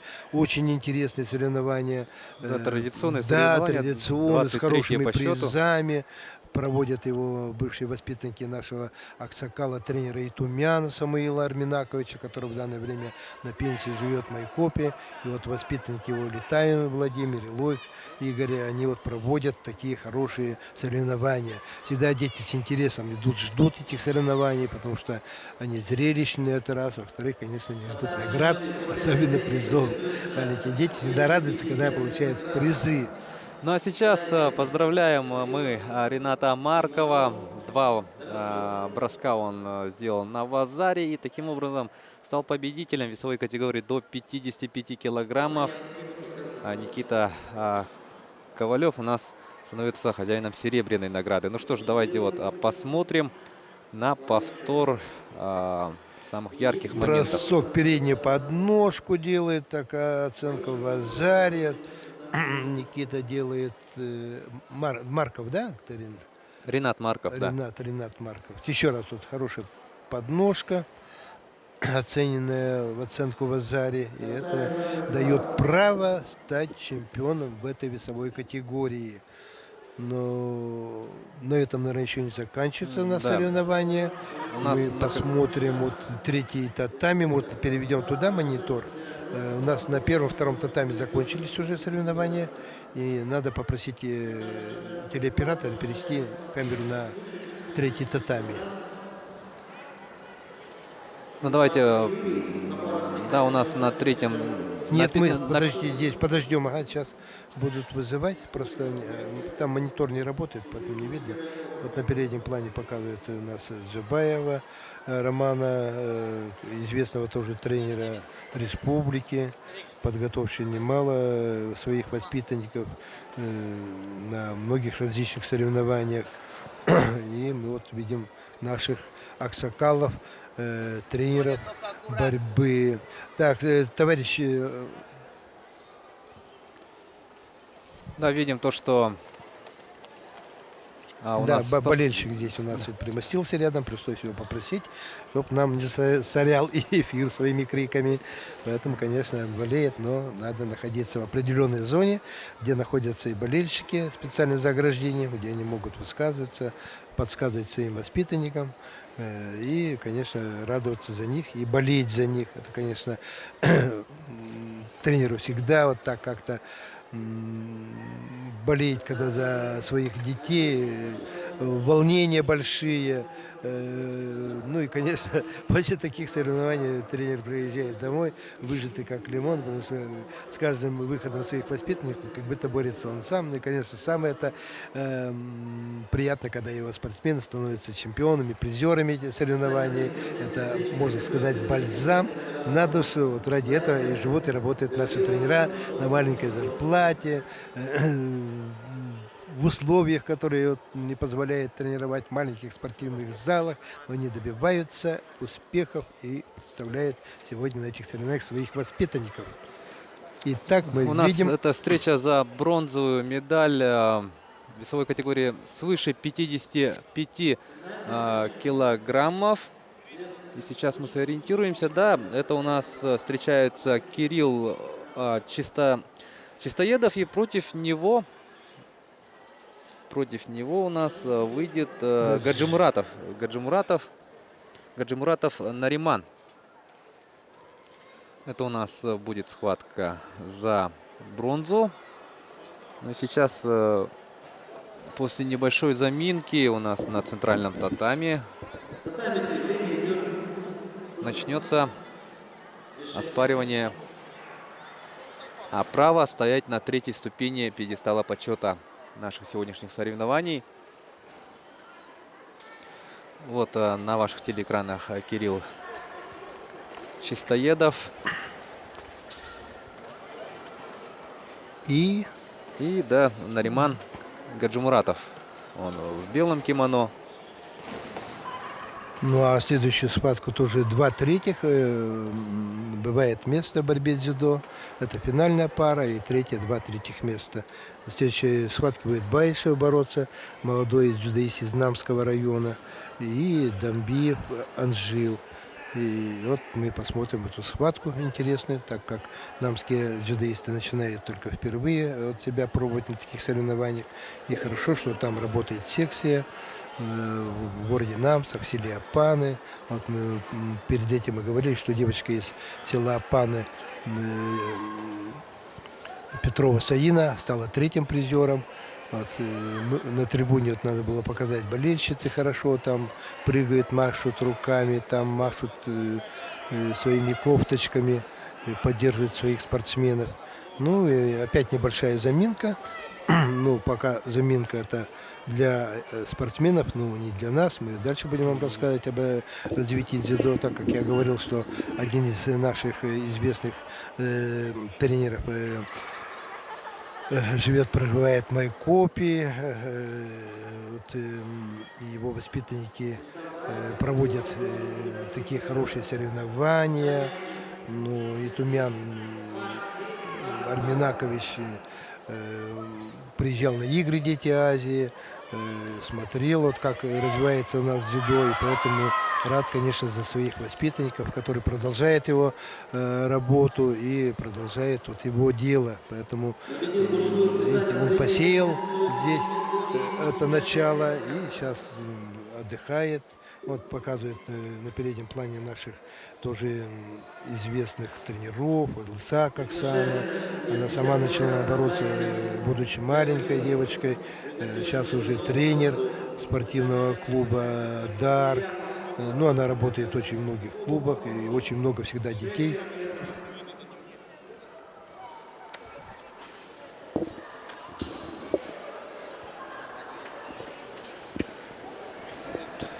Ну, у нас заминка продолжается.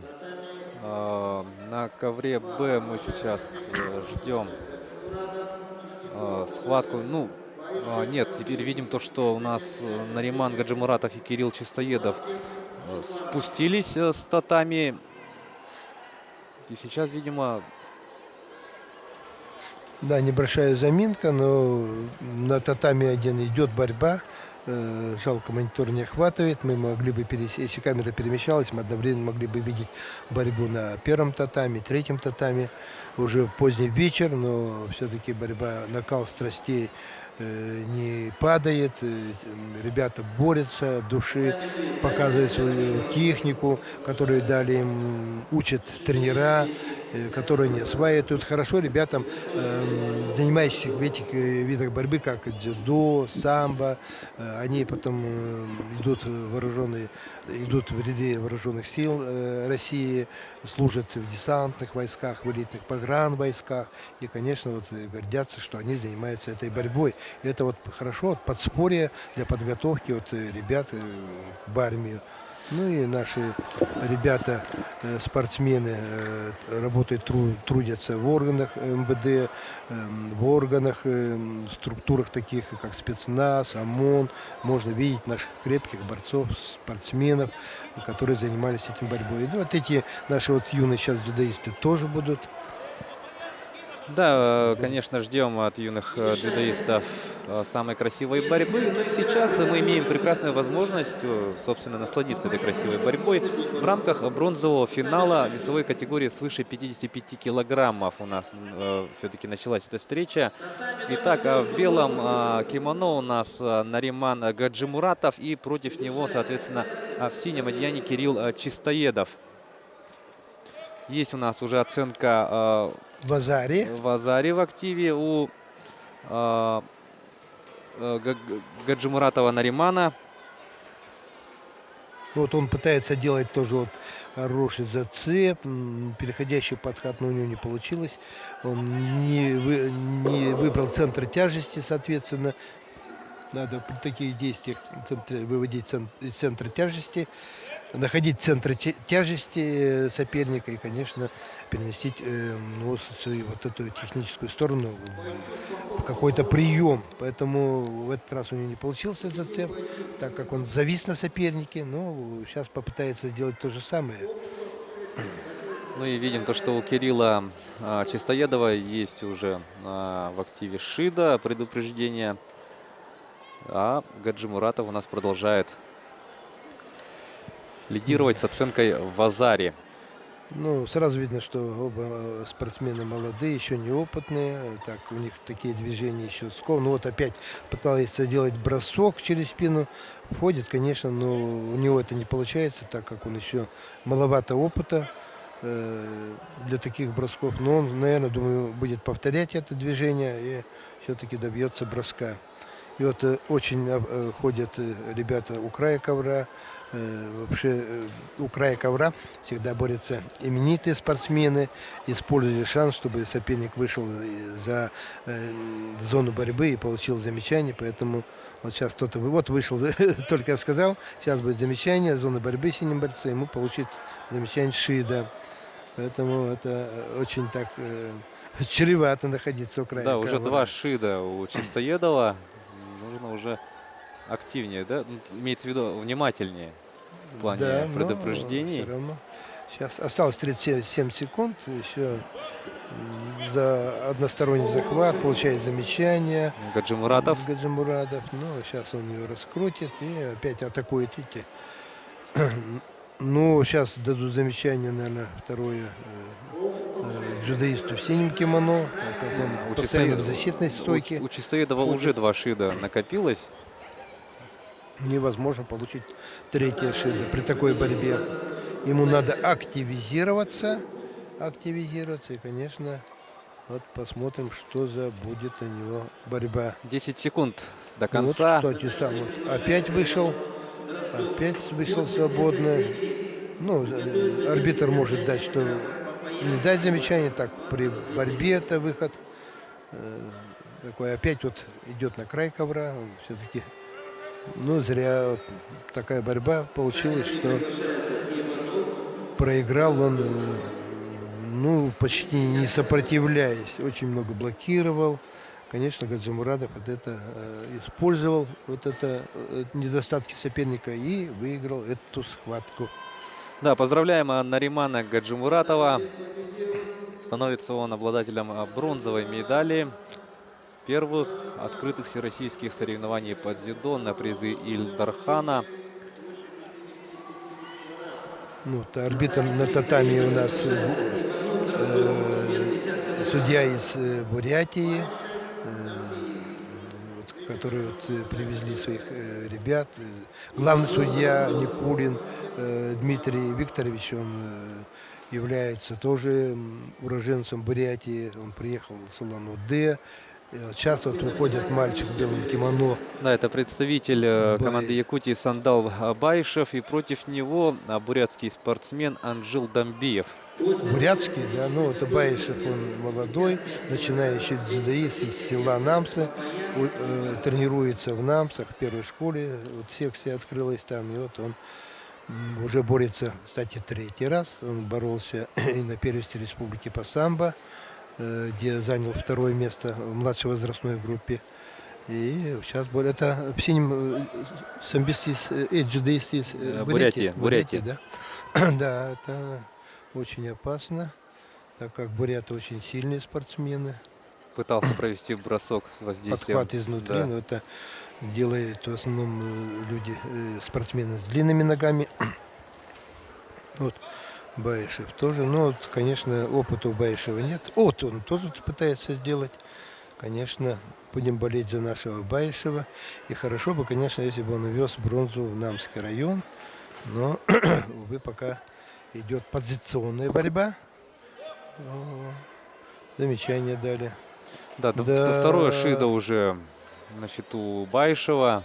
Ну, вот видите, надо было судью арбитра убрать, он судит своего, как его борца, но это, по идее, неэтично. Должны судьи в это время уходить. они не Только, должны Валерий, судить. вот начали вы говорить об этом, только видели то, что у Домбиева тоже у Шида было объявлено. И сейчас 2-1 по Шида, и сейчас Ну, сейчас третий Шида, наверное, да? Все-таки он болеет за своего спортсмена. минута 40 до конца встречи. Ну, если не делать, ребята, броски, конечно, здесь это надо активизироваться, делать. Баишеву надо бросок. Все-таки у него рычаги, руки длиннее, ноги длиннее, это называется. Рычаги удобные для дзюдоистов. И, конечно, ему надо... В силе он не уступает бурятскому дзюдоисту.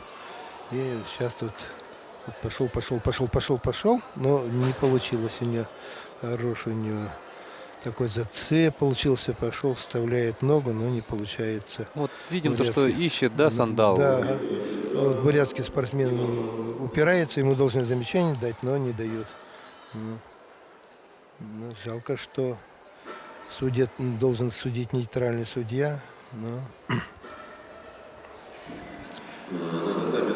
45 секунд до конца встречи. Да. Нужно что-то придумывать Сандалу Баишеву. Да, вот пошел зацеп хочет делать. Но постоянно в атаке Сандал что-то ищет, а бурятскому спортсмену не дают замечания. Видите, как? Так как судит все-таки судья из Бурятии. Он давно должен получить замечание. Тогда бы у обоих было по 2 Шида. Но если бы активизируется бурятский дзюдоист, то нашему дадут замечание, конечно.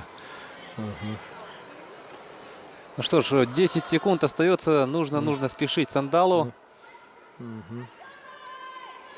Я хочет встать, поболеть, крикнуть, сделай это, сделай то, но невозможно это. Опа! С концом хороший бросок. С окончанием сирены был бросок на Вазаре или Пон. Да, с окончанием плохо, да? Сигнала о времени. Баишев привел бросок, но, видите, плохо, что закончился время. Да, golden score до первого результативного действия. Сейчас пойдет борьба. Да. И мы узнаем хозяина бронзы.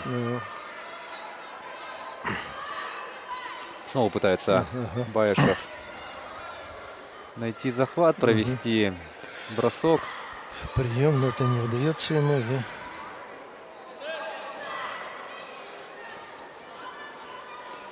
Опа, есть. Ага. Вазари, да, очень хорошо. Баишев становится третьим призером всероссийских соревнований. Рады за это на него. Намский район, рад он сам, что вот начинающие дзюдоисты, впервые представляющий Намский район, становится третьим призером столь престижных соревнований. Я вот знаю, что здесь сидят ее классный руководитель где-то в зале, и кто-то из родственников, по-моему, бабушка или дедушка.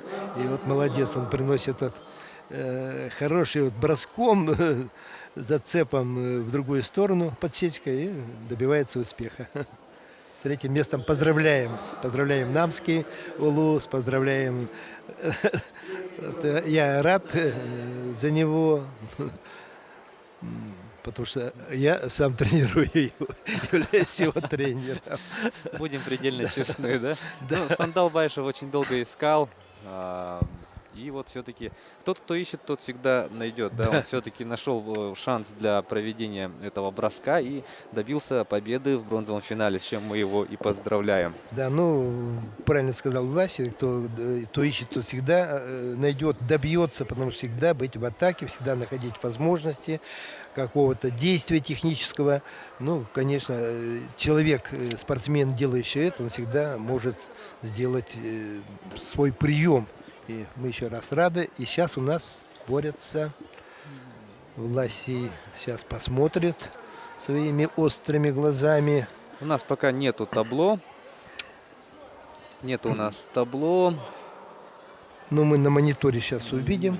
Да, но да, увидим на мониторе. Ну, видим то, что на ковре 1 и на ковре 3 у нас идут схватки. И у нас на ковре Б, на котором сконцентрировано наше внимание, пока что у нас не начинается схватка. Но это, как я думаю, тоже будет встреча за бронзовую медаль. Ну вот табло постоянно заедаете вот, в середине зала, поэтому пока там не могут его настроить по каким-то техническим причинам. Вот, вот объявление.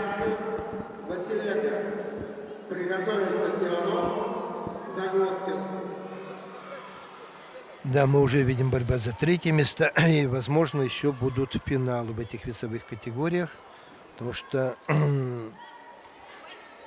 схватки еще не закончились, но продолжается интересная борьба. Вот ребята, видим, какие они стоят настроены, серьезные. Поэтому, ну, это борьба за третье место опять.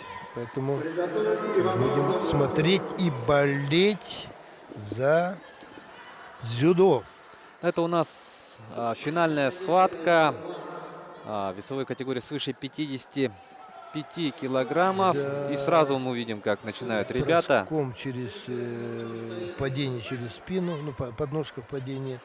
Да, борец в белом кимоно, это кто? Да, давайте наш? представим соперников. У нас в белом кимоно Юрий Иванкин, представитель Хабаровского края. И против него бурятский спортсмен Анатолий Дубанов.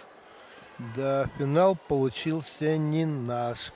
Хабаровский спортсмен подготовлен лучше. Он сразу же техническим действием на первой же минуте провел техническое действие подножку падения и вот добился оценки в Азарии. Отменили. А, вот оценку Япон, видите как. Это амплитудный бросок на всю спину, поэтому решает тройка судей. Здесь, конечно, просмотрел и зам главного судьи эту схватку. И, конечно, тройка судей дала вот решение. Арбитры на татами отменили и дали оценку Япон. Это очень скоротечная борьба, быстрая была, поэтому мы увидели бросок на Иппон. Да, Юрий Иванкин очень быструю и, что очень важно, красивую победу одержал. И стал хозяином золотой медали весовой категории свыше 55 килограммов. Ну и, Вот соответственно... И Хабаровск, эта медаль идет Хабаровск, рады хабаровские тренера, рады Хабаровский край, что у них есть одно золото. Пока у бурятов мы видели 2 золота, поэтому мы рады за них. Ну и вообще рады за всех, кто хорошо борется и, конечно, добивается медали. Это спорт, это дзюдо, поэтому, конечно, мы также радовались Ласе им за комментируя Игры Дети Азии, радовались за всех, кто увозит золото, кто увозит медали. Поэтому и судьи должны так судить, нет предвзято. Да, безусловно. Ну и мы пока что остаемся на ковре Б, где у нас с минуты на минуту начнутся состязания весовой категории до 50 килограммов. Это у нас юноши. И мы начнем с бронзовых финалов. И там же, конечно же, приступим к просмотру схватки за золото. Ну, Да, вот, вот приглашаются спортсмены. пока приглашаются спортсмены, нам показывают тут татами. Татами видоизменяется. Годами бывает, раньше боролись на зеленых татами, на красном, синем, а сейчас, смотрите, желтые татами. Ну и вокруг у него синяя вот такая безопасная зона. Татами они мягкие. Ну, не такие, как борцовский ковер, они жесткие, но ребята борются, тренируются на таких татами. И мы очень рады, что у нас свое татами в Якутии есть не одно, а вот здесь в Триумфе сразу 3 татами разложено. Это не каждый регион позволяет себе такое шикарное, чтобы иметь татами новенькое. Эти татами нам достались от Тигр Дети Азии. Это очень хорошо, когда проводятся такие большие мероприятия, международные спортивные игры, то спортсменам достаются, конечно, инвентарь, остается у нас в Якутии, остаются спортивные залы, такие как вот Триумф и другие, поэтому мы всегда рады, что такие большие соревнования проводятся у нас. И после 7-х игр Дети Азии, думаем, вернется к нам обратно 8-е международные спортивные игры Дети Азии, тогда это будет очень хорошо, будут дополнительно построены еще еще спортивные залы, поэтому мы всегда ждем с нетерпением, чтобы эти игры повторились у нас. Но если будут в других регионах или в других странах, мы тоже будем с удовольствием рады, что примет или Китай, Япония, Южная Корея. Наши спортсмены посетят эти страны, будет отбор серьезный. Конечно, чтобы попасть на такие игры, это, конечно, серьезная работа, много коллектива, тренерского коллектива, работа судей. Поэтому все это в комплексе, и мы должны все это осваивать, чтобы выглядеть, конечно, и были бы очень рады, чтобы вот мы проводим сейчас всероссийский турнир. Да, давайте, пока что у нас на ковре Б ничего не происходит, да, Валерий. Давайте попросим товарища режиссера перейти на ковер 3. Идет у нас там схватка за бронзу. Нет же, да-да-да, за бронзу у нас там идет. Дмитрий Зайцев, представитель республики, и против него Алексей Василега из Магаданской области. И мы видим то, что, да, Golden Score у нас идет. Уже 2,5... 2,5 минуты прошло почти. Да. Да, но вот и наш спортсмен в белом кимоно, да? Да, он в белом кимоно, Дмитрий Зайцев. И магаданский спортсмен в синем, или наоборот. Да, в синем спортсмен из Магадана. И пока вот, да, мы выясняли, кто же, откуда. Дмитрий Зайцев вышел победителем в этой схватке. И таким образом представитель команды Якутии становится обладателем бронзовой медали. Поздравляем мы Дмитрия, поздравляем его тренеров. Ну и сейчас сразу мы приступим к просмотру на этом же ковре, на этом же татами. У нас вторая бронзовая пара. Это у нас Владислав Иванов, и он в белом кимоно, представитель, оба представляют команду Якутии. Владислав Иванов в белом и, соответственно, в синем Роман Загвоздкин. Да, сейчас посмотрим, кто же из них готов лучше. И будем радоваться, конечно, за добытые медали. Будем радоваться за ребят. Ну, самое главное в спорте – это главное участие. Как говорил Пьер де Кубертен, основатель олимпийского движения, главное участие, да? Ну, пока, да, видим то, что участники бронзового финала. И тут победу у нас одержал Владислав Иванов. И 3 шида было у Романа Загвоздкина. Мы с Валерием уже говорили, то, что это чревато, да, последствиями. Шида. Да. Этого шида не надо набирать. Шида – это предупреждение. Если один раз не понимает, дают второе предупреждение. Если совсем не понимает, это, ну, совсем, это уже 3 предупреждения Хансока Мака. Да, то, что это мы видели сейчас. дисквалификация спортсмена, что приводит, конечно, к поражению, обидному поражению, без технических действий, только путем замечания добивается победа. Итак, мы видим татами номер 3, сейчас татами 2. Вот, да, давайте сейчас выходит. вернемся татами 2. Как раз вот сейчас мы видели бронзовые схватки, да, весовой категории 50 до 50 килограммов. И сейчас на этом татами, прямо вот сейчас, начинается финал. Вот видим то, что активно ребята сразу бросились в борьбу. У нас в белом кимоно Иван Барковский, представитель Якутии. Против него из Забайкальского края Глеб Холодов. Да, Забайкальский край, город Чита у нас в гостях. Это очень интересно. Раньше наши спортсмены были гостями в Чите, проводились там интересные соревнования, приезжали оттуда наши с победами.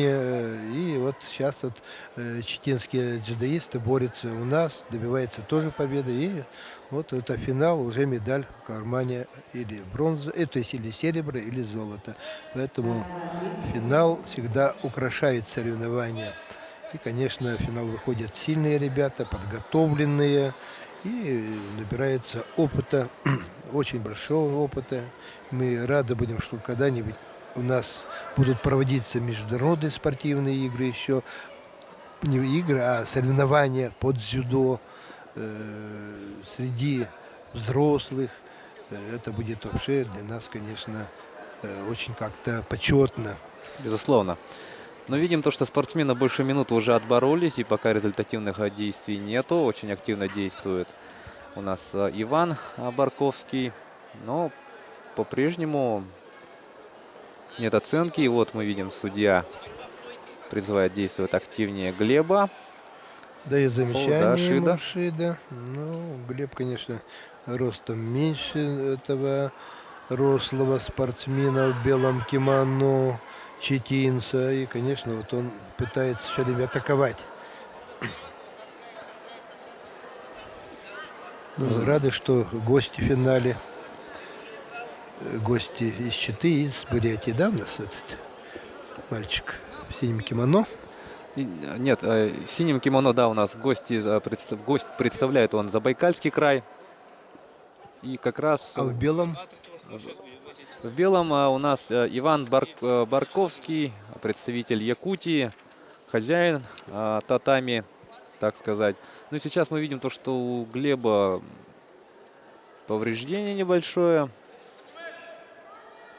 Требуется вмешательство врачей дежурных. Ну, все нормально, да, это кровопотек, который тут же был устранен, и борьба у нас продолжается. Так здорово заходит Иван Барковский. Без оценки остается это действие. Чуть больше минуты остается. Шида у Глеба Холодова. Ну а по результативным действиям у нас пока что ничего нету. Мы видим то, что оба спортсмена активно так, да, ищут. хорошо, Дима активизировался. Вот, Глеб активизировался, сделал бросок, но, конечно, неудачно. Его соперник приземлился на живот. И техническое действие, не знаю, вот будет оценено или Так, нет. вот я вот заметил. Дали оценили оценку в Азаре, Все-таки. дали, да, нашему малышу Холодову Глебу, Малдову дал золотник. Вот, и все равно он сейчас уже будет, 43 секунды, я думаю, эту позицию он удержит, не будет уже давать возможности Барковскому Ивану дать возможность сделать прием, поэтому вот он уже понял. Ну вот Иван начал спешить, да, видимо? Да. Можно попасться, кстати, на второй бросок. Ой, да, вот есть. это и пон. Все-таки, да, Иван Барковский настроился на эту схватку. И, конечно, жалко нам Глеба, но, увы, победа присуждается более сильному. Да, порадуемся за Ивана Барковского, представителя команды Якутии, с тем, что в таком блестящем стиле, броском, оцененным на иппон, на высшую оценку в дзюдо, он выиграл финал весовой категории до 50 килограммов. Поздравляем еще раз Ивана Барковского. Поздравления вот принимает он от представителей тренерского штаба, от своих друзей, родственников. Ну вот, вы сами все прекрасно видите. Красивый бросок. Ну и сейчас на центральном татами у нас сейчас, по всей видимости, будет... Нет, у нас здесь утешительные схватки еще в борьбе за третье места. Вот на протоколе до 38 килограмм, это борьба за третье место, будет бороться Ван Андрей и Бичук Илья. И вот здесь еще, по-моему, будет утешительные схватки. Утешительные схватки — это те борцы, которые проигрывают полуфиналистам, они все борются в утешительных схватках, добиваясь победы, чтобы потом бороться за третье место. Поэтому дается возможность ребятам не просто проиграть, а проиграть сильнейшим и также добиться победы. Поэтому вот называется утешительные схватки. Они утешаются, но если очень много народу, вот как сегодня где-то по 30, по 20 с лишним участников, конечно, очень много придется бороться. Больше борьбы до выхода в финал, чем утешаться за третье место. Там уже больше схваток приходится делать, поэтому Да, и вот, как мы помним, да, до этого тоже была большая заминка на центральном ковре. Давайте попросим товарища режиссера перейти все-таки на третий татами. И, пользуясь заминкой, мы пока понаблюдаем за утешительными схватками. Сейчас у нас в весовой категории до 42 килограммов идет борьба. Встречаются Максим Егоров, представитель команды Якутии, против него гость из Бурятии, Сибирского федерального округа Константин Зубарев. Видим то, что минуту уже отборолись спортсмены, и у нас результативных действий пока что нет.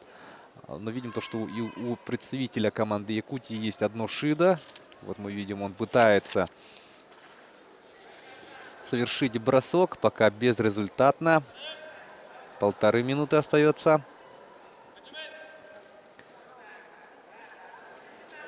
Да, победитель этой пары получит возможность бороться за бронзу.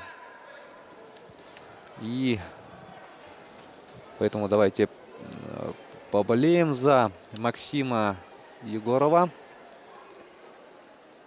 Чуть больше минуты остается. Положение у нас остается прежним.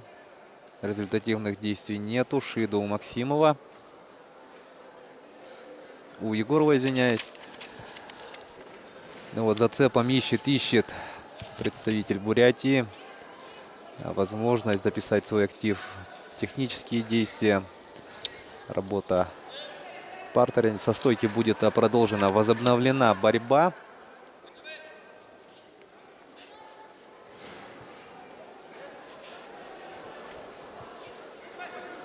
Оба спортсмена как-то сейчас неспешно приступили к возобновлению борьбы, но сейчас мы видим, работают они. Стойки ищут возможности для активных действий. Но видим то, что на лице Максима Егорова то ли отчаяние, то ли досада. Второе шидо тем временем присуждается Максиму Егорову. Остается 14 секунд, 13.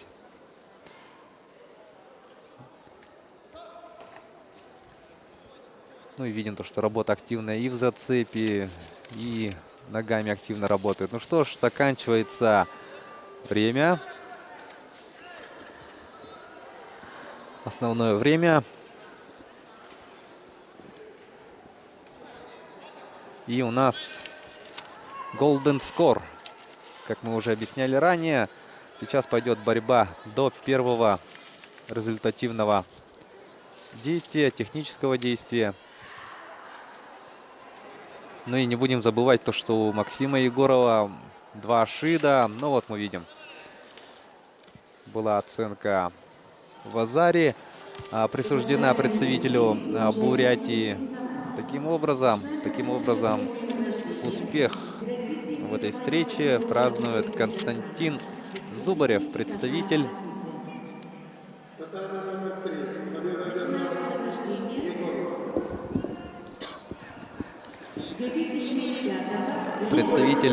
Бурятии.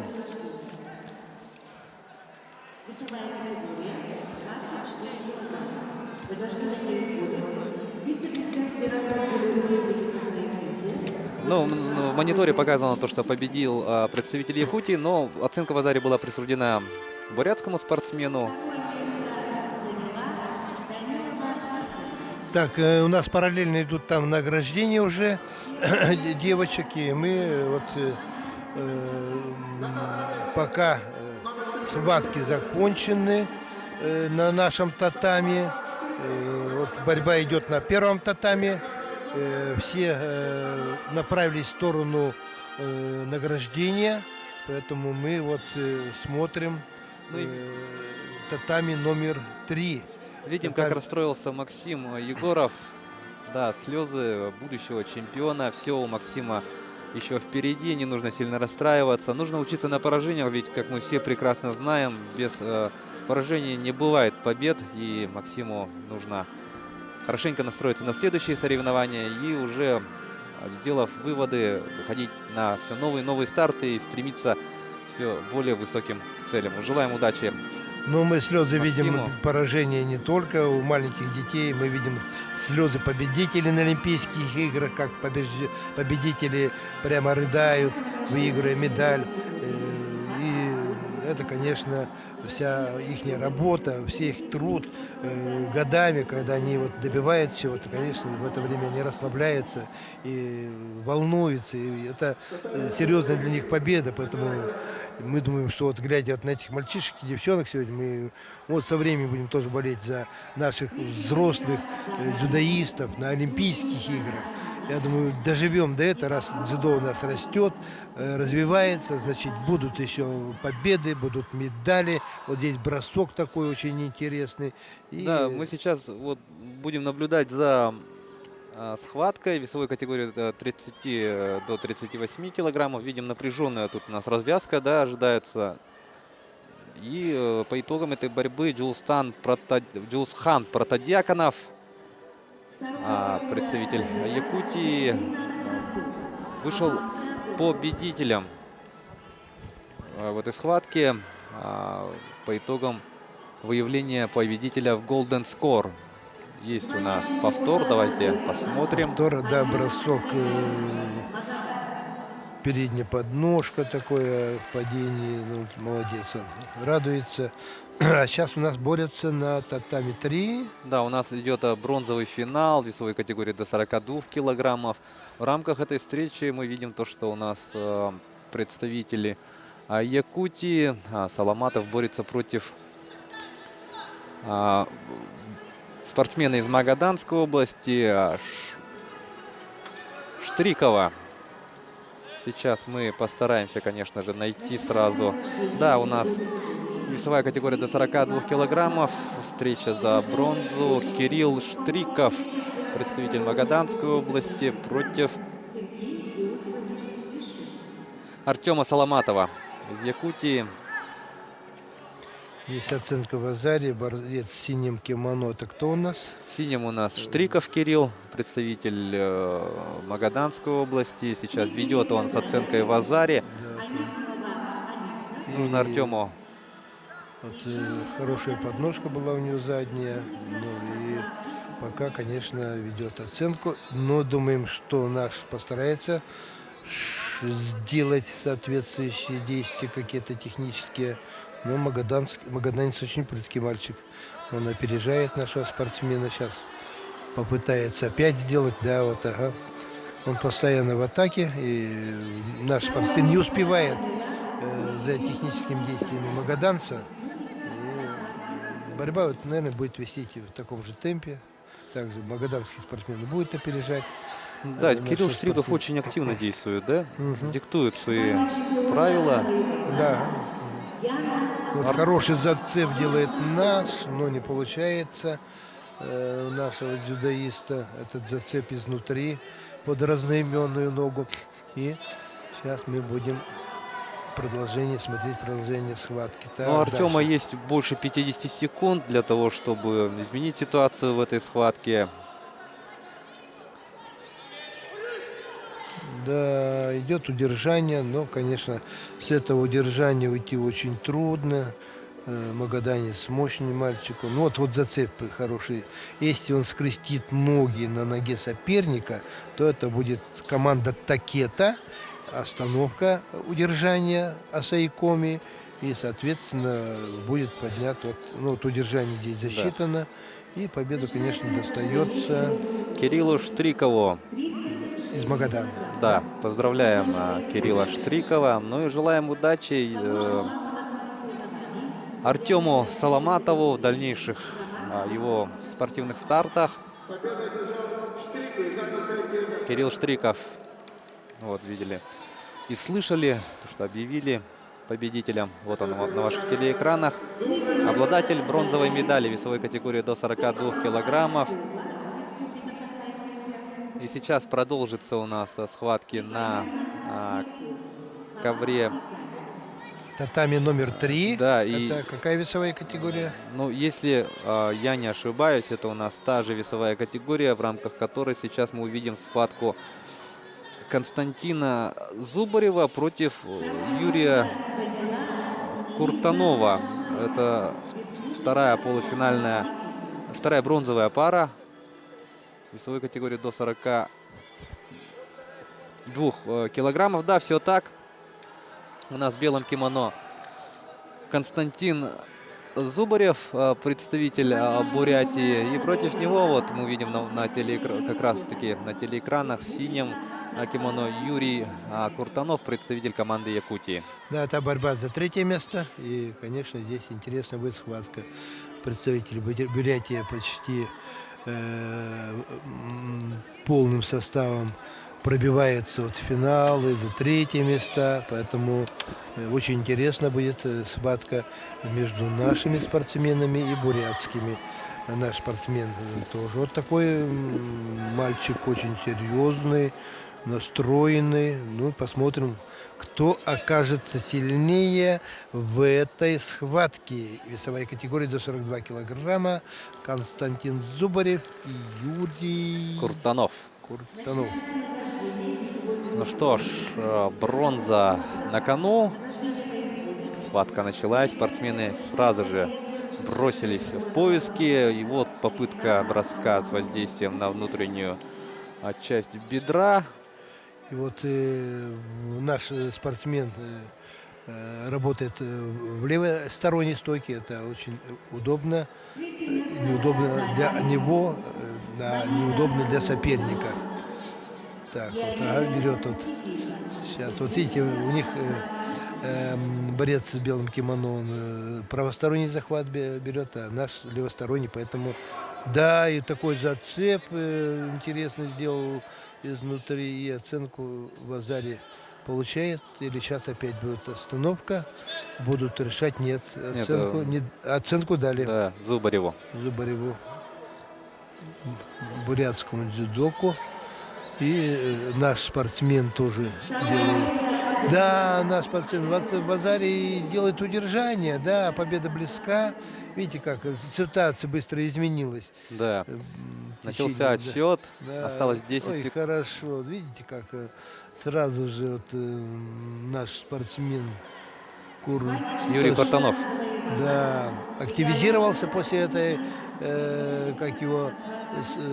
после этой схватки, после этого броска. И видите, он выигрывает эту схватку и становится бронзовым призером весовой категории до 42 килограмма. С чем мы его поздравляем. Молодец, настроился.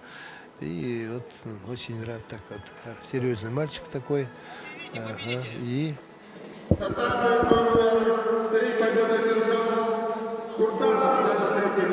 Ну что ж, поздравляем Юрия. Красивая победа. И после этой схватки, по логике вещей, нас ожидает финальная схватка. Ну а сейчас давайте посмотрим за действиями Юрия.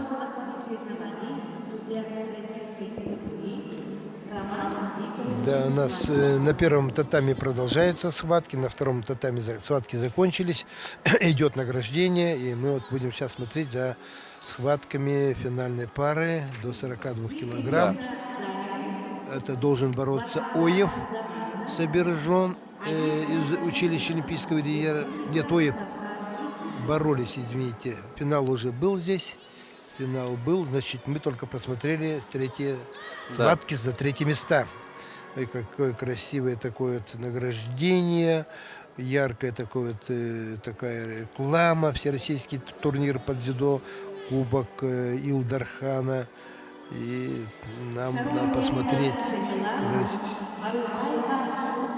красивые медали.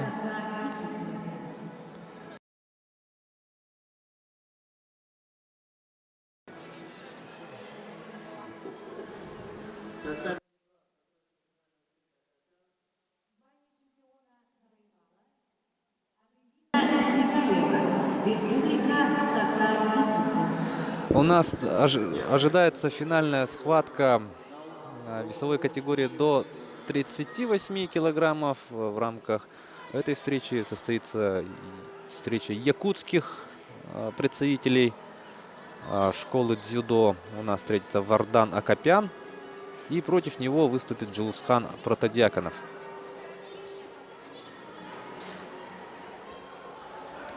Ну, как мы сказали, после этих соревнований буквально через 3 дня будет проводиться турнир на призы клуба «Славутич». Ожидаются те же спортсмены, гости, которые приехали к нам. И, конечно, мы также увидим интересную борьбу. Здесь также может ситуация поменяться. Проигравшие могут опять бороться и добиться даже успехов. Ну и, конечно, это спорт. И постоянных чемпионов не бывает. Бывает тот, кто к этому стремится, кто к этому настроен и кто очень хочет победить. Ну а сейчас мы видим... Да, это у нас на центральной татами, на котором сейчас начнется финальная встреча весовой категории до 38 килограммов. У нас в белом кимоно Вардан Акопян. Вот он на ваших телеэкранах. Очень серьезный юноша. Видим запредельная концентрация. Наблюдается у этого молодого человека. И против него оспаривать золото в соревновании выйдет вот этот вот юноша Джилусхан Протодиаконов. Да, мы предыдущие схватки видели, Да. он там выиграл тоже, поэтому вот сейчас вот посмотрим, кто из них будет сильнее, кто окажется выше мастерством. И, соответственно, придет после этих соревнований долгожданный опыт. Опыт набирается годами, опыт набирается на многих соревнованиях. Чем они сильнее, крупнее, тем лучше приобретается опыт. И спортсмены видят других соперников сильных, учатся у них. И, конечно, вот сейчас посмотри вот эту схваточку. Итак, финал весовой категории до 38 килограммов. В белом кимоно Вардан Акопян и против него в синем Джилусхан Протодиаконов. Решающая встреча. На кону золотая медаль первых открытых всероссийских соревнований по дзюдо на призы Ильдархана. Да, вот здесь идет сразу борьба за захват. Ребята, да, серьезные, настроенные на серьезные схватки, поэтому уже видно, что они не просто так дают захват, а надо его еще завоевать. Завоевать и навязать свой именно захват, удобный сопернику. Но это обоим дают шида, потому что не дают они возможность друг другу дать захват. И захват за пальцы наказывается сразу спортсменом шида. Это тоже нововведение. Раньше это замечания не давали, но сейчас захват за пальцы сразу дается замечание.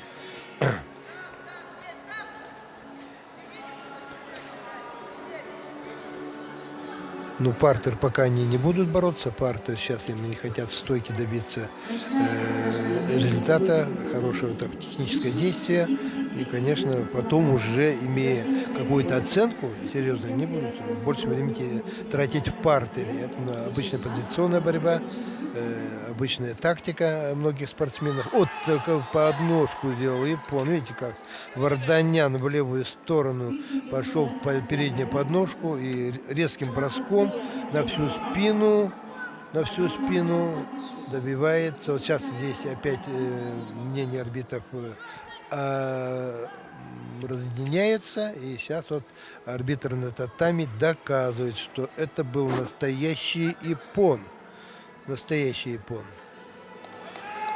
Да, видите, да, он отстоял свою позицию, что доказал, что это и нормальное техническое действие. Видите, как делает красиво сальто туда-сюда. Впервые мы видим на этих соревнованиях, что так могут мальчик радость сделать сальто. Вардан Акопян. Да, Вот. ну, это можно и акробатом стать. Да. Да. Вот его учат сперва поклону, а потом пускай прыгает, радуется. Он видите, от радости делал такое сальто мортале назад, что забыл поклониться. На что я обратил арбитру внимание, заставил его несколько раз сделать поклон. Поклон — это Артан Варданян из клуба «Славутич». Вардан Акопян.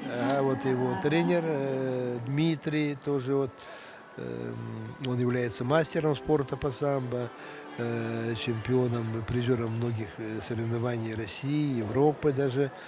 Поэтому там в клубе «Славутич» тоже очень интересный такой тренерский коллектив собрался. Вот сейчас посмотрим.